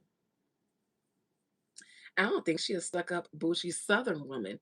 I think that Blue Ivy, I, I'm choosing my words because she's a child. I will say that she is a Nepo LA baby. She don't give me Southern. She gives me LA. She gives me LA. L to the A. Never seen a ceiling. Ain't that what she said on her Paris album when she got a Grammy? And they was letting her talk and baby talk. Then she say she never seen a ceiling. Bitch, that mean all her roofs been gone off all her vehicles since she was riding in a big. I mean, she been stunting on us since she couldn't talk. I think she's aware of all of the hoopla, all of the red tape that was taken to include her in the Met. I think she's aware that this was her Met. Yes, drinking from her Grammy while other kids her age was sipping out of sippy cups. I mean, she knows, she knows. And with a father as big with a big of an ego as Jay-Z, you don't think he wastes any opportunity to tell her, you are not like any other child. You're not like any other human that you may ever come in contact with. You are better. Say it with me, better than all of them. Okay? If you encounter an adult and they attempt to make you feel like you are beneath them because you are a child, call Julius. Nobody is allowed to treat you like you are a child. You are to be treated like Beyonce and Jay Z's firstborn daughter at all times by everybody. I think Beyonce might try to keep her humble because you know mamas with their daughters, they watch to make sure any hint of fast and flip, if it pop up while you becoming a teenager, they watch you in your teenage years, not because they don't trust you, but they don't trust the fast and flip that they feel every girl goes through while she's growing up. So they watch you. I think Beyonce is the one who, I think that's the only person who Blue Ivy stands down to. Not even Mama Tina. Because Mama Tina says she wouldn't dare tell Beyonce that she was doing too much or overreacting. She said, what did she say verbatim? I know better than to say that to her. So Mama Tina is not allowed to check Blue Ivy, but Beyonce, I think she's the only one that tries to keep some form of humility. But Jay Z, fuck with your mama. Her, she from the South. She don't know no better. You is better than everybody at your school. You better than your teachers. They just get paid to help you. They're your paid help, but they not better than you. Not the fans. Nobody. Just your mama.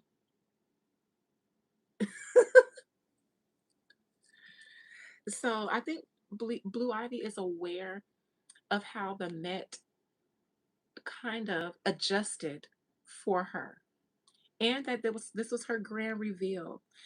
In my opinion, I think she was. I've heard Beyonce when somebody asked her, um, Blue Ivy looking forward to this or something? Beyonce said yes, she was ready. She almost didn't let the lady finish. She said la la. She said yeah, she was ready. She was ready. I think Blue Ivy was like, everybody, this is my show. She's arrived. Cameras. See, she wanted her shades on because she didn't want all the cameras taking her picture to make her do this and mess up her flicks. She needed to serve while the cameras was gagging. She was ready for the cameras to be gagging at her, so she didn't remove her shades because she didn't want anybody to catch her mid squint. You don't want her to be on Getty like. So no, she kept the shades on so that she could give face even while all of the cameras was. Why? Because Blue Ivy knows how the photographers do her mom, and Blue Ivy knew how big of a deal this was going to be. Her parents, I believe, prepared her for her unveiling. So she had her eyes covered because she knew that she was about to reveal herself to the world. And she wanted to be able to take in all of the cameras that were gagging and taking her pictures without squinting and being caught off guard because her mama is a Virgo. Her mama taught her well. So her mama knows as a woman how to let all of those blinding photos snap in her face and never squint, never miss her beat. But she's 14, so she needed some help. So everybody's talking about her shades, but she understood why she did it, and her mama did too. Her daddy probably didn't. The team might not have, but this probably was a conversation between her and her superstar mother. Nobody knows how to handle that situation better than Beyonce. So her mama probably told her one on one. She this is a mother daughter moment. She talking to her daughter, speaking life into her, building up her confidence, telling her how much she's gonna gag, how she gonna gag all her peers at school, how this is all about her, how to handle a big reveal like this, what to expect. She probably was thinking, well, what do I do when all the cameras are snapping and flashing? Because I usually have a hard time. Her mama said, put your shades. I think I want to put my shades on so that I can serve face and not squint. Her mama probably said, bet. That's tea. That's tea. I think it was something like that. I think it was something, understanding between her and her mother, since her mother is the star of the show as well. She'd be best to make her feel comfortable and confident in her decision, because I don't think the decision was just the fashion choice. I think she was prepared to gag the live. Challenging. Queen of Wands in reverse. Again, I think that Blue Ivy showed up to a big girls event, not being a big girl, not having the experience of a big girl. I think she would have been overwhelmed by all of the lights, which is why she shows up as a Queen of Wands. That's challenging her, because at the Met Gala, it's usually for 18 and up. But if they make an exception for you to be there, you got to keep up. And there are going to be cameras, there are going to be paparazzi, there are going to be this, there's going to be that. And so she was out of her league because she was at a grown woman event where kids aren't usually allowed. And she was the center of the show. And it was a lot of lights, a lot of paparazzi. I think she would have been overwhelmed without those shades to hide in. I also think that there is a grown woman who is annoyed with her. This doesn't feel like Kim, although it probably is. I think there's a grown woman annoyed with her, and it's probably Kim, or Anna. And I only say Anna because I think Anna has been avoiding allowing this situation to happen, and only when she's no longer the editor of Vogue has this situation happen. It could be Anna, and less Anna than Kim, probably more Kim, because Anna is checking out. So she don't give a fuck no more. Yeah, she stepped down. It's Kim. It's Kim. Because there's rumors about Kim being upset that North has been turned down several times. So I definitely think Kim is mad even at North. I think she hating on everybody over there. Why? Because I think she wanted that moment for North. I think Kim wants sees herself as the anti Beyonce and Blue, Kim and North. And that would have been stemmed from her Kanye era. Kanye made her. So if he made her to be the anti to Beyonce, then that's probably what she defaults to whenever Beyonce gets a moment. I just don't like this energy for a child because it's challenging Blue. So there's some grown woman hateration towards Blue directly, in my opinion. But Blue did show up to a grown woman's arena. So that's kind of why they said no kids, because everybody at the Met gets talked about. They get rated for their look. And it's for grown people. So don't nobody want to be tiptoeing around no kids, which they had to do. And they still have to do.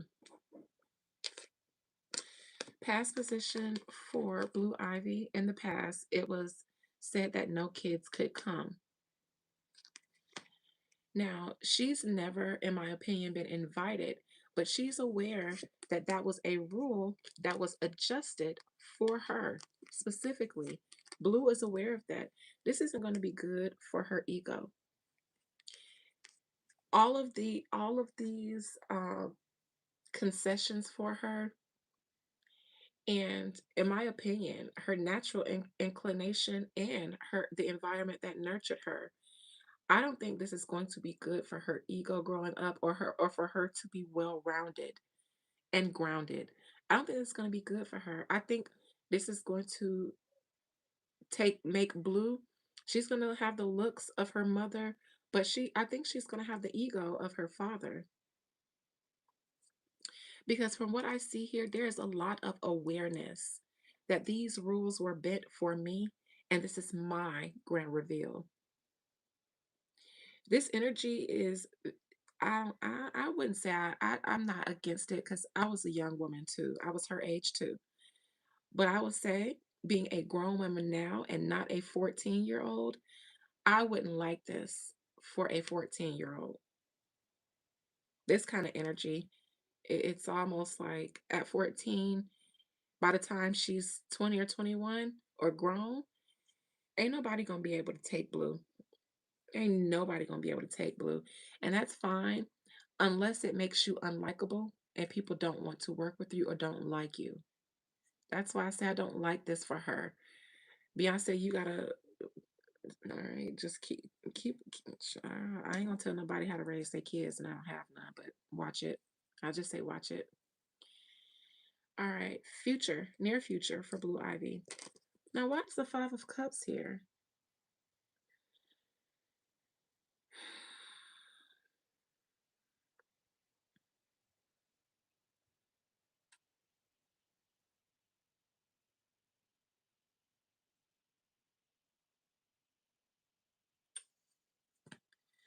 I don't like this for her because she's a teenager. Something is going to have her feeling away. In my opinion, Blue Ivy is going to have a difficult time with her peers, which is why I said this is too much for her at this age. I think she's going to have start having problems with her peers. She's not going to be able to relate or get along with kids her age. For one, do you know how many parents of her peers, celebrity parents that she interacts with at school or wherever in Hollywood that were gossiping and talking about the Met and the rules and the red tape that were erected around the Carters? How many kids, how many parents were probably mumbling and grumbling at the house about, well, shit, they brought their kids and they said there's this no kid rumor and they did it for Blue Ivy and Beyonce. How North and her cool kid friends are going to be, looking at Blue Ivy because North's mama is going to be hating. So I think that Blue might start having an issue with her peers because of all of this. And I can't say that the people who feel away are wrong. It's just unfortunate for her.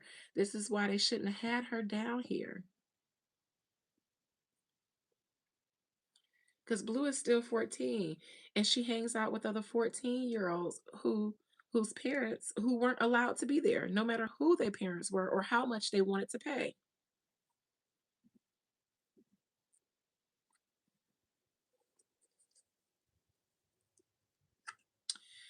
Crowning her, her protector. He was there for his wife and his child. He wasn't there to mix and mingle. He wasn't there at the Met. He was there as the Julius for his wife and child.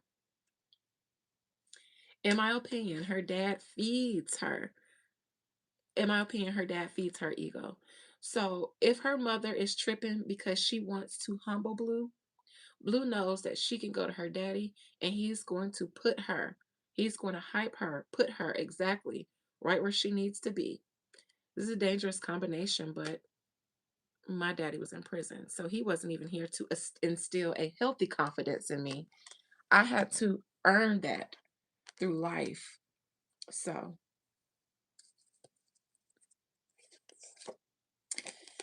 her daddy was the security and the protector, but in my opinion, her daddy does the most for her ego.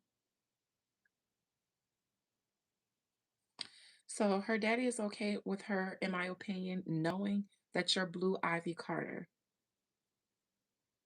Beyonce, I think, wants her to know you're Blue Ivy Carter, but because you're Beyonce and Jay-Z's child, honey.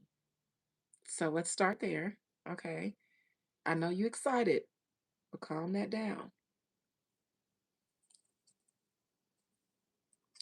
And Jay-Z is a dad, a proud dad. So it's easy for dads to go overboard with their kids. I mean, they're supposed to. I was told in a psychology class that um, in the formative years, the first 7 years of child development, the father is the one who's actually um, the main contributor of the self esteem, establishing the self esteem of the daughter, a child, a young girl. Ironically, my father went to prison when I was 6, going on 7. And then trauma set in. So whatever, and he did. My dad did that for me, but after he went to prison and life changed, I didn't grow up with that foundation. He wasn't there to instill it. So Jay-Z seems like he absolutely stands his daughter.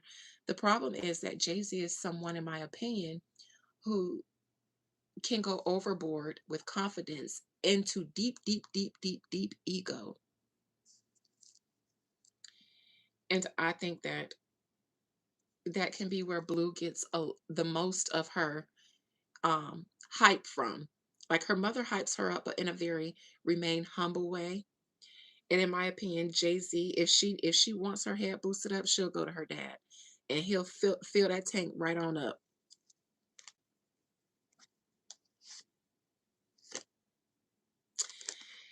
In my opinion, Blue Ivy had no regards for the established rules because in her mind, my dad. So I don't know if she believes that Jay Z is responsible for not just Beyonce's co-chair position, but her being at the Met. But he probably had a lot to do with all of the red tape that was erected around them, since he would be acting as his family's security and stuff. So he would be responsible for working with the Met Gala staff on how to isolate and insulate them and things like that. So I think Blue Ivy didn't give no fuck. She didn't give no fuck about what the rules were, what they used to be. Do you know who my dad is and who my mom is? Bitch, move and take my picture. Bitch, move and take my picture. Yvette, I hear you ask me to take my shades off, but you're the publicist. You're my mom's help. Dad, your mom's help. You're my help actually now. And the rest of y'all just, y'all can be here today and not tomorrow. So take my picture and step to the side. It's the Capricorn girl who got that Capricorn. She is that Capricorn. They are God in their minds. They are God. They are the Jesus. They are actually not the Jesus. They're the father of Jesus.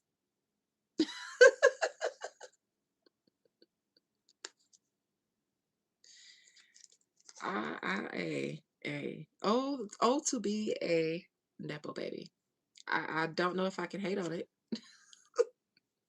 I won't. I won't even try to hate on it. I'm just here to decipher it. But I mean, who knows how it would turn out if I grew up that way? As a Libra myself, we have a tendency to get a little bourgeoisie. So you just child, and I'm bad enough as it is. So no, I didn't need to be no Nepo baby because I already think that I'm somebody. Okay, anyways, external to Blue. Good press, good PR. Nobody would dare publicly state any frustrations about Blue Ivy, her look, her being there in the first place or otherwise. Everybody's being on their good behavior because they know better. Not because they all agree, but because they know better.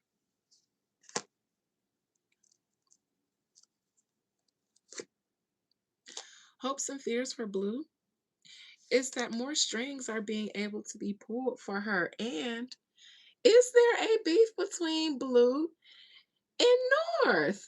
Because in her hopes and fears, this gives me, I actually hope to continue getting more shine, more opportunities than her. In my opinion, Blue is looking at this like your problem is your parents ain't my parents, North. So your issue ain't with me. It's with your parents not being my parents.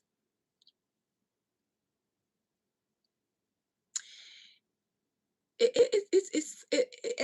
if you had a mom and a daddy who could pull strings for you, then you probably would be pulling them. Then you would be on the same carpet that I'm on.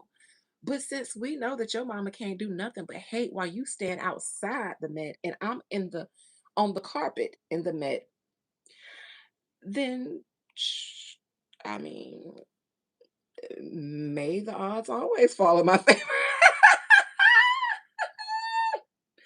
I get what y'all said in the chat. This is what's in Northwest Hopes and Fears. And I always say North because she understands that North was the other main celebrity child who was asked to go but wasn't allowed. Again, I think this is North's mother here challenging Blue Ivy. And like a Capricorn, whose mother and father is Jay-Z and Beyonce, I think North is saying, I hope my father can continue taking opportunities that you can never get and getting them for me. And if I was a 14-year-old Nepo baby with powerful parents, I would think these same things. Now, Kim Kardashian, in my opinion, is upset that North couldn't go. In my opinion, North is probably upset too. So you got North and her crew over there, and then you got Blue and her crew. And as far as I'm concerned, Blue is looking at North and her crew like prayers, prayers, sorrows.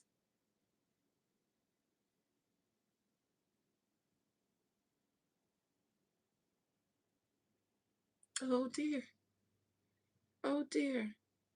I guess I shall drink her tears out of my Grammy that I got when I was 2.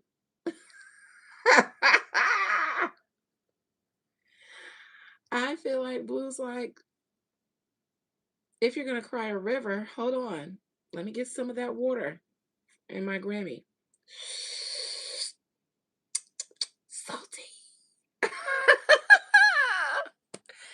If that's not Blue, then that's my inner Nepo baby that I never got a chance to be. But yeah, I think she's like, I mean, your parents should have been Beyonce and Jay-Z, so they can bend rules for you too, bitch.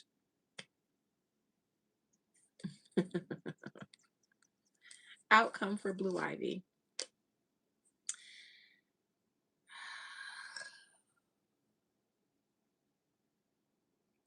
I think Blue Ivy's peers.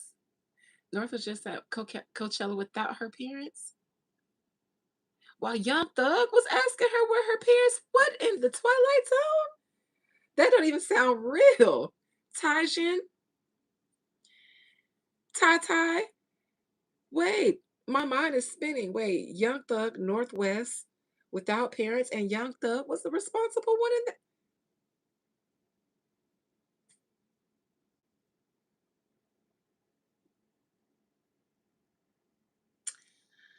You know, Kanye West was the first time I did a celebrity reading on YouTube because I used to swear them off. I thought they were beneath me. I felt like doing celebrities. I felt the way North feels about all her peasant peers who weren't able to get in past the steps of the Met. When she was like, oh, the peasantry. That's how I felt about reading celebrities. I thought, yuck. But then Kanye in my spirit and Brandy came a calling. And North wasn't just but a tee bit little toddler back then, and I predicted the unfortunate things in her future that I am seeing today. I said this in 2021, what it would look like with Kanye out of the picture and her mother and grandmother rearing her. So what we see today of North is what I saw in 2021. And I will just leave it there because you all can go back and scroll down my page because that's what it's going to sound like when you scroll to my very first celebrity reading. And then put that into context with North being at Coachella unsupervised with a 40-inch bust down Blue with 5011 holes in her face, which to me in children is a sign of trauma. You know, teenagers, it used to be they cut, but when you have money, you don't have to do that. You can just go and get pierced. You can paint your hair blue. You can change everything about the things about you that you're struggling with internally that as a child you don't know how to cope with and process. So you express it in other ways.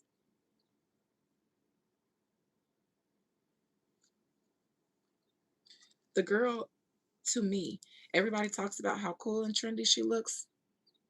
I grew up with PTSD, diagnosed PTSD. She looks like trauma. Back in my day, it was the emo kids, but they all had trauma, dark hair, baggy clothes, and piercings all in their face. But they also had the marks on their arm or on the inner parts of their leg. But when you have money and in 2026, in my opinion, it looks like North. I can't stand a child that to me looks like trauma. I can't stand that. Considering what her father went through, what she witnessed, and considering who her mother is. I don't get a trendy, cool kid. I get trauma. But hey, stand on, people. Stand on. Blue Ivy is going to have issues with her peers, in my opinion, but she will have to rise above. The only way that you can survive as a teenager, all of your peers not liking you, is to embody being the villain. That's the only way you can survive. Otherwise, you'll be traumatized trying to make it through middle and high school being the villain. You're the most vulnerable and sensitive and emotional then, especially for a girl. So she will have to lean into the I'm better than all of you, anyways. Blue Ivy wants to get into grown folks' business. This isn't a girl who wants to play with those kids, anyways. I don't think she wants to hang out with people her age, anyways. She wants to be her mother right now. I think Blue Ivy's biggest inspiration is not being like her mother, it's taking the torch over for her mother. I got this. I think she wants to do the Beyonce. But Beyonce was about 14 when she came on the scene. So I think Blue Ivy being introduced around the same age was Blue Ivy's desire that her mother supported. I think Blue Ivy is itching to do the Beyonce the same way Beyonce did. She doesn't need it. It's 2026. Beyonce needed talent in the 90s. In 2026, most of your favorites don't have talents other than being popular, influential in some way. What the fuck do people stand Northwest for? And yes, grown people stand her. They think she's cool. I think I saw it in the chat. No shade to y'all, but I'm saying in 2026, celebrities don't need talent anymore. You need to be popular so that you can be an influencer and then get deals. The talent doesn't come first. The popularity does, because then they can make you whatever they need to if they see that the people will follow you wherever you go. So sorry, sissy, but 2026 talent is almost rejected, because talent means that you have something that we can't control and take away from you if we want to. These days they make everybody. So if they want to unmake you, they just unmake you. People who have talent, like the old guard, the old days, no, you can take the machine away from them and they'll get on YouTube and sing from their kitchen and still move people. So no, talent almost isn't even welcome anymore. The only talent you need now is influence, the ability to be influential. So Blue's biggest issue will be her peers, in my opinion. But in my opinion, Blue, as she gets older, she's less relatable. Like her parents, they're not relatable to their peers. So Blue is the same way. She's the same way she's nurtured. I mean, she won't be relatable to her peers either, especially if they hating on her or rejecting her. Then she'll just be like, "So, I got a Grammy. I got the Lion King. I got the Met. I got Beyonce. I mean, I won already." However, she's a young girl, so this won't be good for her development unless they nurture her health, because then she'll be a mean girl, a bitch, and she'll be isolated, but she'll be rich and powerful. She'll be like the Miranda Priestley. Nobody likes her, but everybody knows that because of her money, power, and status, they have to oblige by her. But the moment she loses all of that, then everybody will turn on her. So they have to nip this in the bud. But this is all my opinion. But if my opinion stands, they need to nip that in the bud because they'll be creating a monster. And as much as she feels like she's better than her peers, and she may be in some way, these are still her peers. They're still Hollywood Nepo babies just like her. So she'll need them. She'll need to coexist in a world that they shape. So let me start clarifying judgment in reverse. I am starving. I got to wrap this up. We'll talk about Trump in the US another day, tomorrow. I'll come back tomorrow.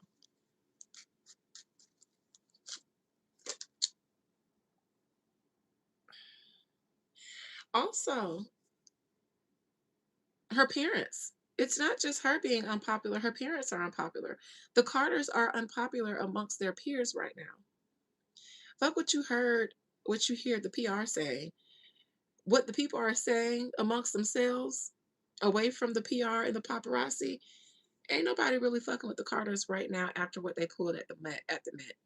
Because the Met is for everybody, but they literally turned it into a Beyonce and Blue Ivy show in the public, in the media. So, and in my opinion, there's going to be some pushback because of an attempt to take down Rihanna. Rihanna is popularer than Beyonce amongst their peers. In the media, the machine will push Beyonce if they have to choose. But their peers, everybody behind the scenes, roots for Rihanna. In my opinion, Tyla might, I mean, Blue Ivy might too. But the Carters are going to become more unpopular because of the stunt they're pulling with Rihanna ASAP and Tyla. Blue is aware. She's old enough now to be in grown people business. So she's aware of how the industry works, how her parents work. She's aware that Rihanna is being pushed out for Tyla. And I think other celebrities are too. Yes, everyone loves Riri. It looks that way. They're going to become more unpopular because of that. And I think that's going to affect her. Not only were you the snob, at the Met, but now your family is trying to take down Rihanna? Like, ew.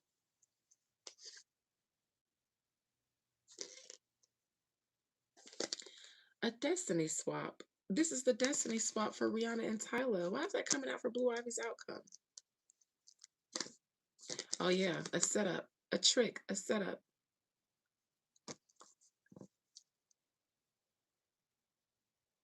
Blue Ivy might not agree with it, but there's also something else they may be trying to set up for her.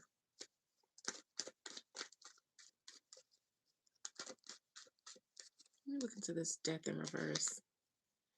Queen of Pentacles in reverse. This is Mama B.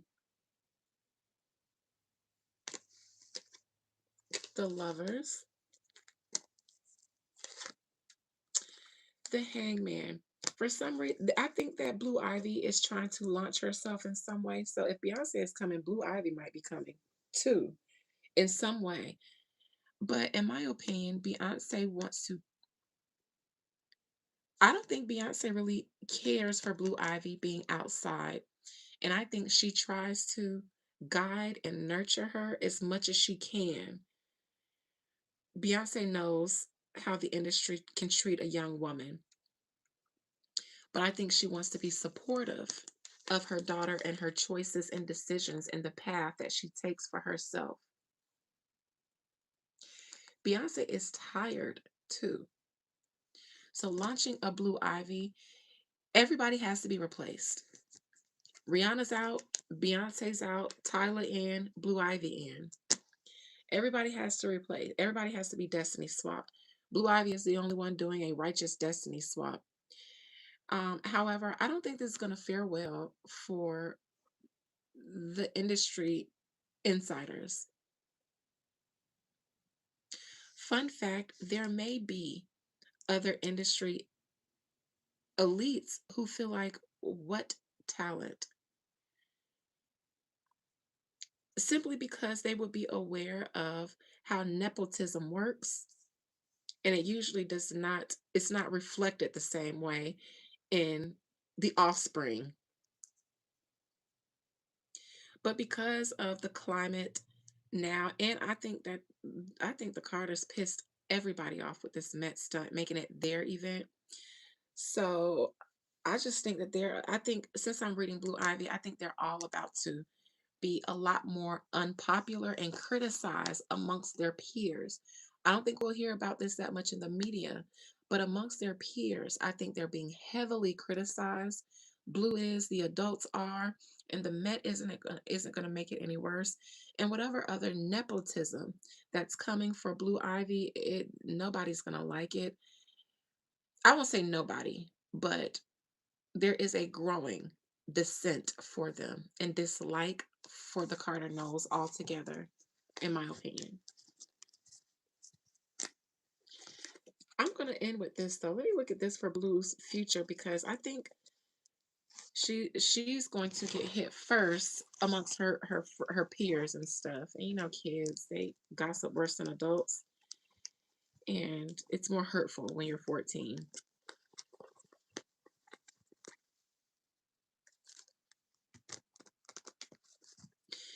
It's her show, but the people that attend the Met doesn't sign up for that. They don't sign up for a Beyonce show. They're being hosted by brands and stuff like that themselves. So everybody goes because they want to be the star of the show that night. But I believe there was a lot of accommodations made for the Carters, in my opinion, that were at the detriment to other people there. So they might not have a problem with making space for Beyonce, but they didn't want to, yeah, they didn't want to be her supporting characters. Not when everybody was supposed to go to the Met to be a main character. So it's like, yeah, we're happy that Beyonce is back, but not when you know you get there and you can't stand over here because this is where the Carters are going to be. Everybody has to go in an hour earlier so that the Carters and Rihanna can have their entrance. Their kids can come, but your kids can't come. This has to be done this way. Nobody is allowed to do this here because it's going to be a minor this year. And I didn't say in my Beyonce reading the other day, but some of the accommodations that I said that people, what I saw that people weren't going to like, is the drugs that they can do openly. In my opinion, these grown people want to do grown people stuff, and the stuff that they usually do at these exclusive parties, and they couldn't do that because there were kids there this year. Imagine Blue running to the bathroom and walking into a Coke party.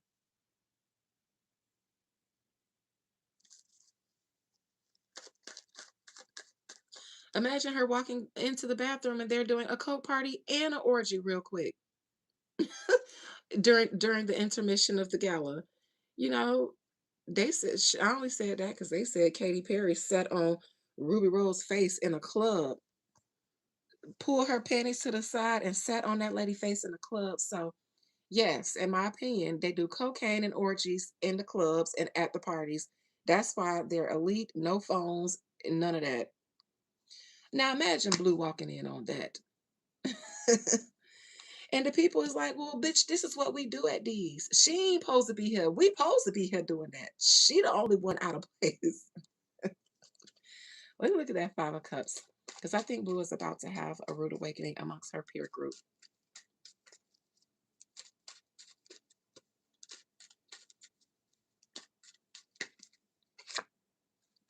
Her peers. Her peers are gonna not like her. They're gonna be gossiping about her, talking about her behind her back. They're not gonna like Blue. But this is teenager girl stuff, and I get it. I was a teenage girl before, so I see how this happens, and I see how nasty it can get. And y'all rich teenage girls too. So y'all are the mean girls that the movie was made about. Child, I see burn books and all. But they do it on Finsta pages now. They don't got burn books, they got Finstas. Po Blue. Your little friends ain't gonna like you. But that's okay, girl. At least you got a Grammy. Oh, boo. Oh, boo boo. Oh, her friends didn't like her because they feel like how she got to go. How she got to go. You don't know who my mama is?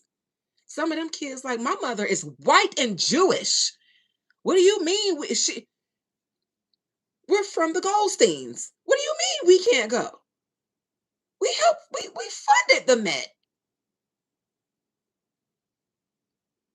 We're the Ebersteinsteins.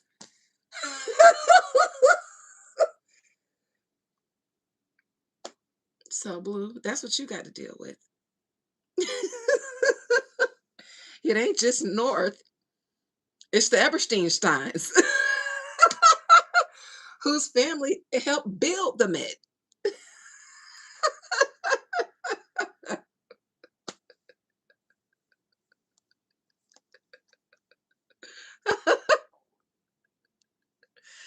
Right? They like my family funded Hollywood, bitch. Bitch, their names are on the back of the Hollywood sign. I don't know if it's anything on the back of that thing, but in my mind, in small print, there's some Illuminati members who funded it.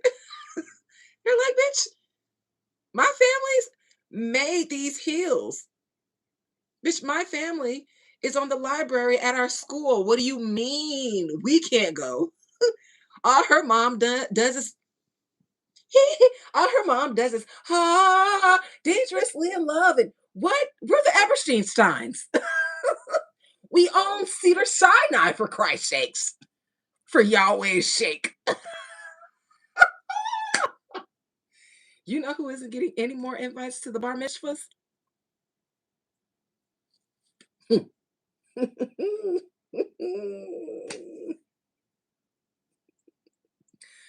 But you know who birthday party she would have never wanted to go to? She didn't want to go to North Orgy. In my opinion, and listen, let me get out of here before I start speaking very unfiltered on what my opinions are. But North, I give you, if you ain't already down with the get down, I give you 2 more years, 16, and you off the porch.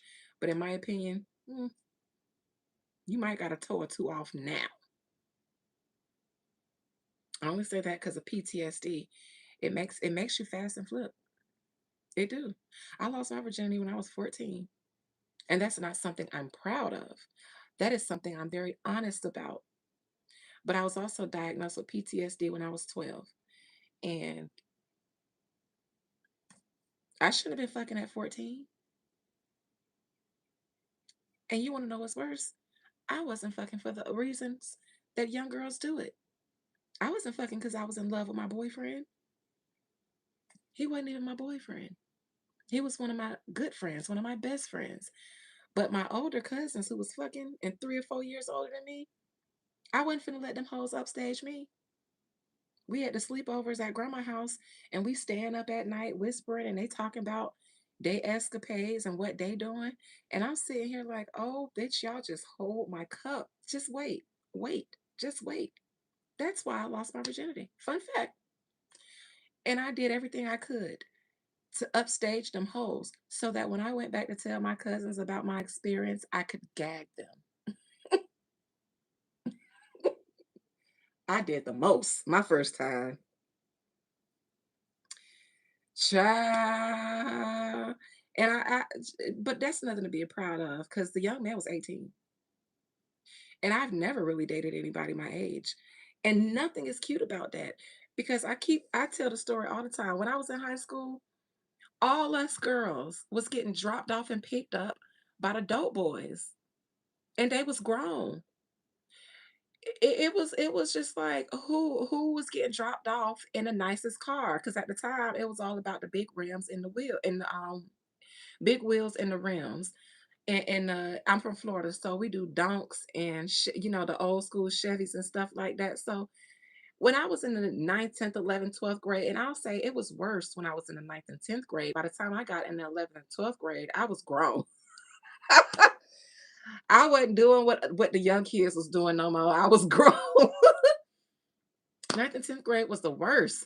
We got to school and we was competing over who was getting dropped off and picked up by the biggest. and the largest in the town. And they had no business messing with us because these was grown men. And we had no business with them. None. None. We was fast and flip. Fast. I'm talking about fast as fuck. So, but I say all that to say that PTSD can make you grow up a little fast as fuck. And in my opinion, Blue Ivy, I mean, Northwest has that. So she ain't spending the night down to Blue Ivy House going to her birthday parties anyways, because you know what happens when they turn 16 round there. Just ask Kylie and Drake them, allegedly. You was scared of the older dudes. Girl, I was scared of the boys my age. I was scared they was gonna try to date me because I didn't want to hurt their feelings. The guy who I went on a semi date with last night, my classmate. And I wanted to tell him no so bad. My cousins was talking me through it the whole time. And then after he left and he texted and was like he wanted to, do another date, but just one where my cousins weren't there so we could talk.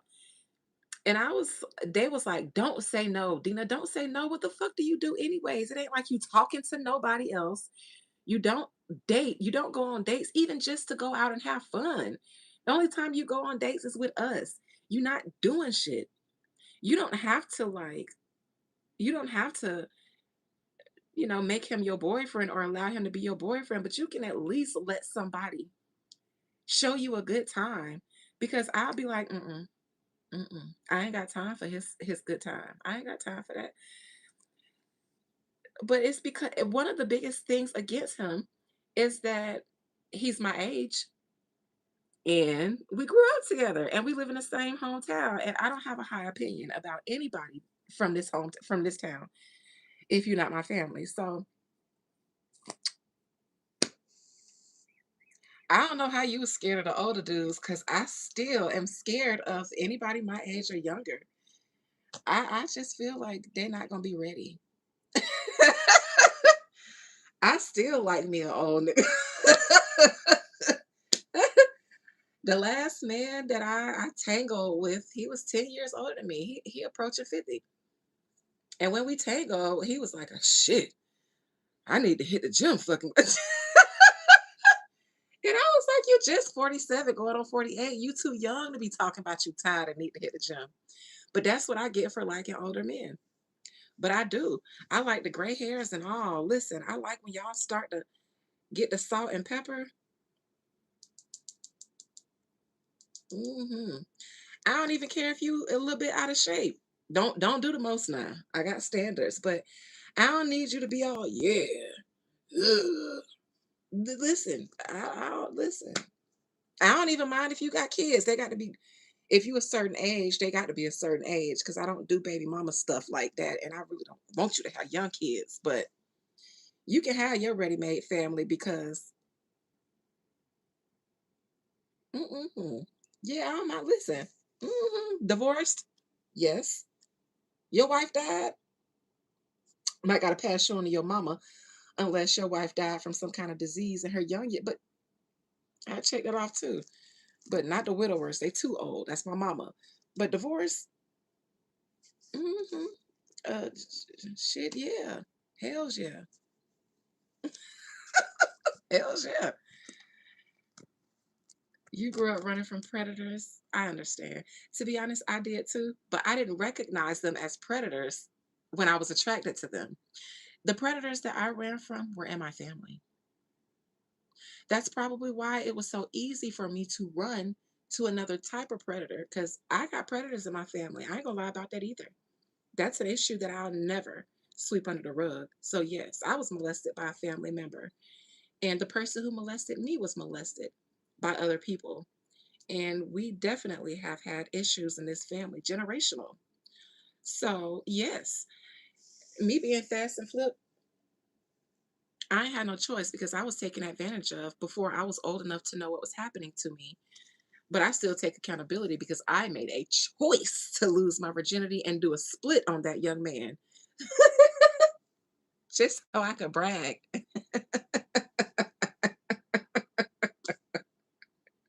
Could walk for days, but bitch, I bragged to this day. So to this day, I still am bragging about the stunts that I pulled just so that I can brag. I never have sex for love. It's always it's it's always some me thing. It's either power, energy, or bitch, I need to prove a point.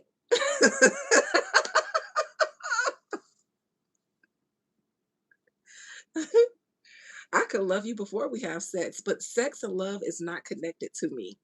Sex and magic, power, energy, or me being up to no good, pleasure. Shit. but, but don't think that sex is gonna make me tender, cause bitch.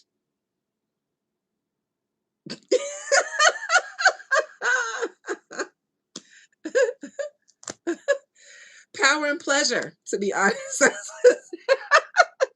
Power and pleasure. I use it for dominance, for power, and then pleasure for me. My ruling planet is Venus. I have a stellium in Venus. I am a Libra sun. I have Venus in Libra, my sun in Libra, my south node in Libra, Eros in Libra, Fortune in Libra, Vertex in Libra.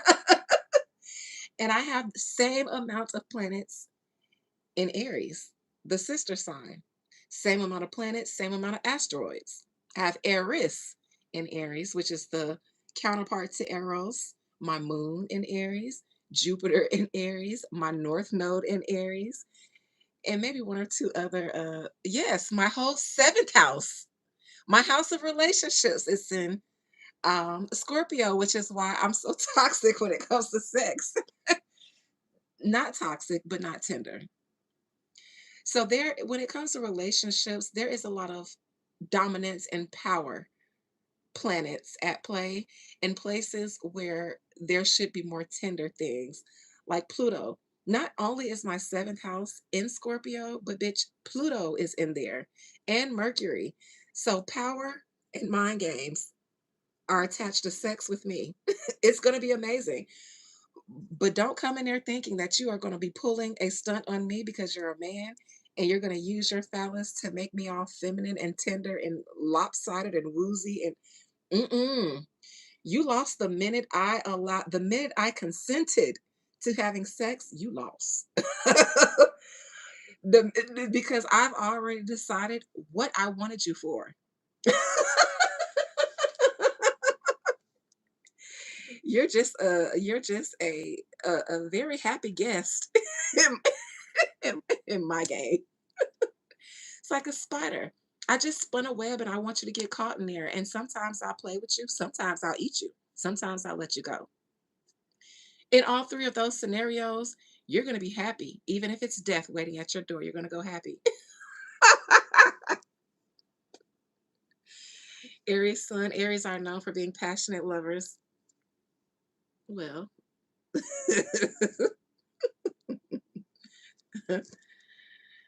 I mean, I have an Aries stellium in the 12th house, my most spiritual house.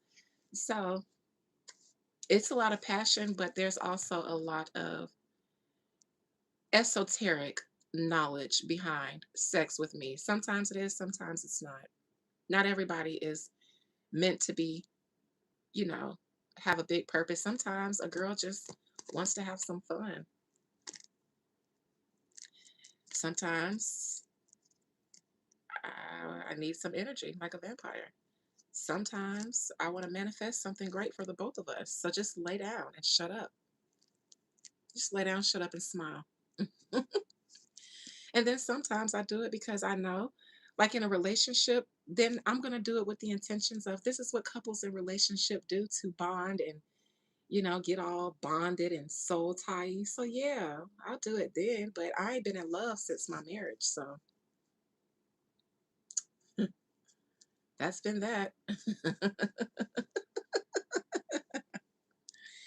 Yeah, I'll be all tender and stuff then, and we can, just do it for the love and stuff and gaze into each other's eyes afterwards until I get annoyed.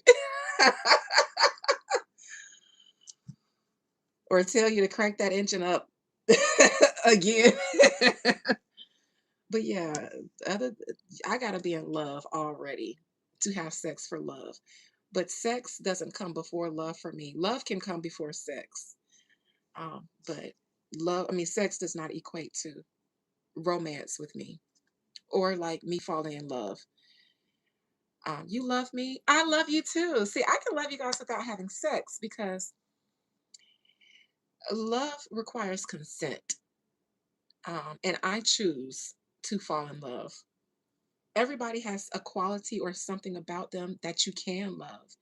And I choose to just love people for that until they give me a reason to be like, well, hold on now. My love comes with boundaries. So I love you too. I love all of you guys in a very, very holistic way. Um, but I have a stellium in Libra. I have, and my only water placement is Scorpio. And my mother has a stellium in Aquarius, and my father is a Scorpio. So, of all the water signs, I'm not made up of all the mushy ones like Pisces and Cancer. Yeah. So, but hey, I was somebody's wife for my entire 20s. I was engaged going into my 20s and divorced in my 30s. So, I do the relationship thing very well. It's just, it just ain't easy to get to that point. It's not easy to get to that point. My ex-husband was telling me that he was in love with me for at least a year before I set it back. And I mean, I married him. So fuck how long it took for me to actually say it back. But I couldn't say it until it made sense. Like even though I might have felt, good things for him, it has to make sense to me. It has to make sense logically.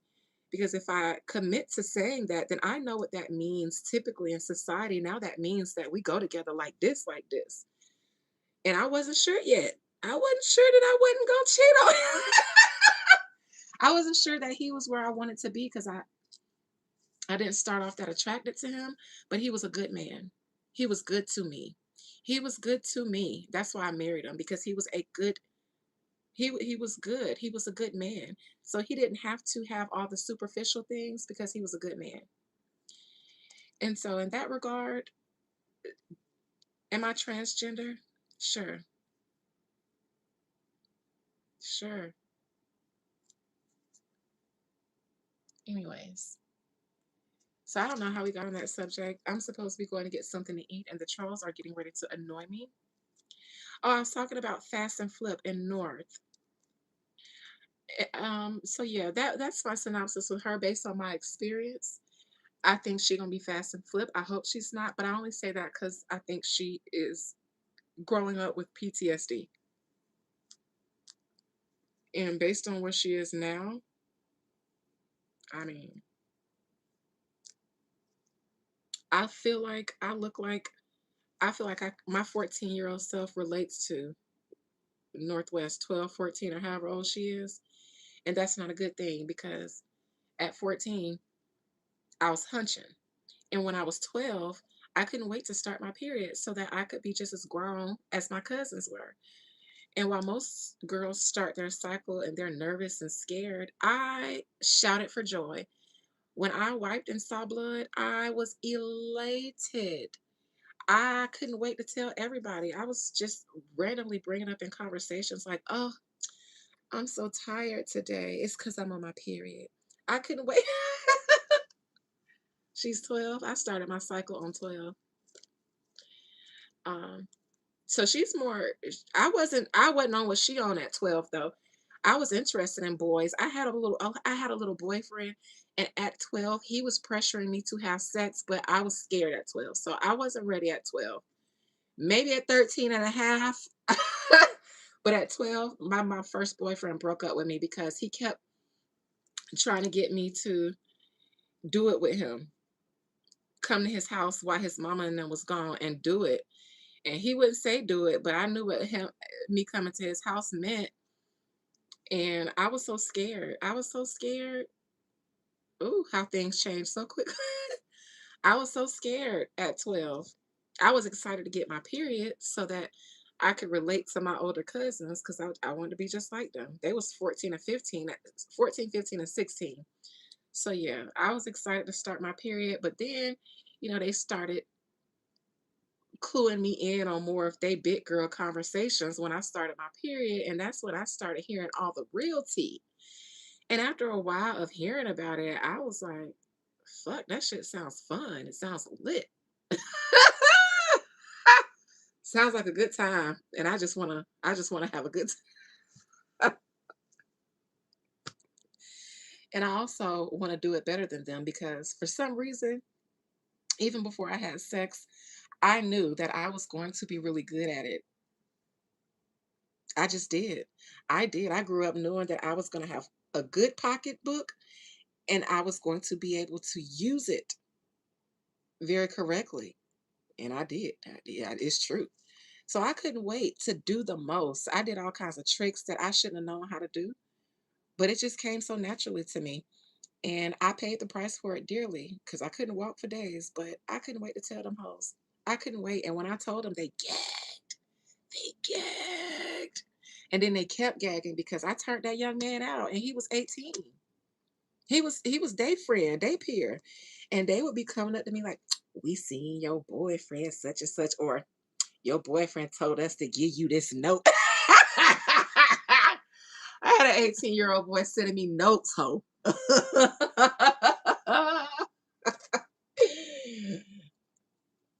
Anyways, but that's enough. That's enough. I'm finna go. Members, I'll tell you guys, I'll just share a little bit more about where I am with this date because he wants to go again. I'm sure since my phone is on Do Not Disturb, I'm going to have text from this young man. And I don't know. So, members, I guess we'll talk about it tomorrow. Everybody else, love you. Bye.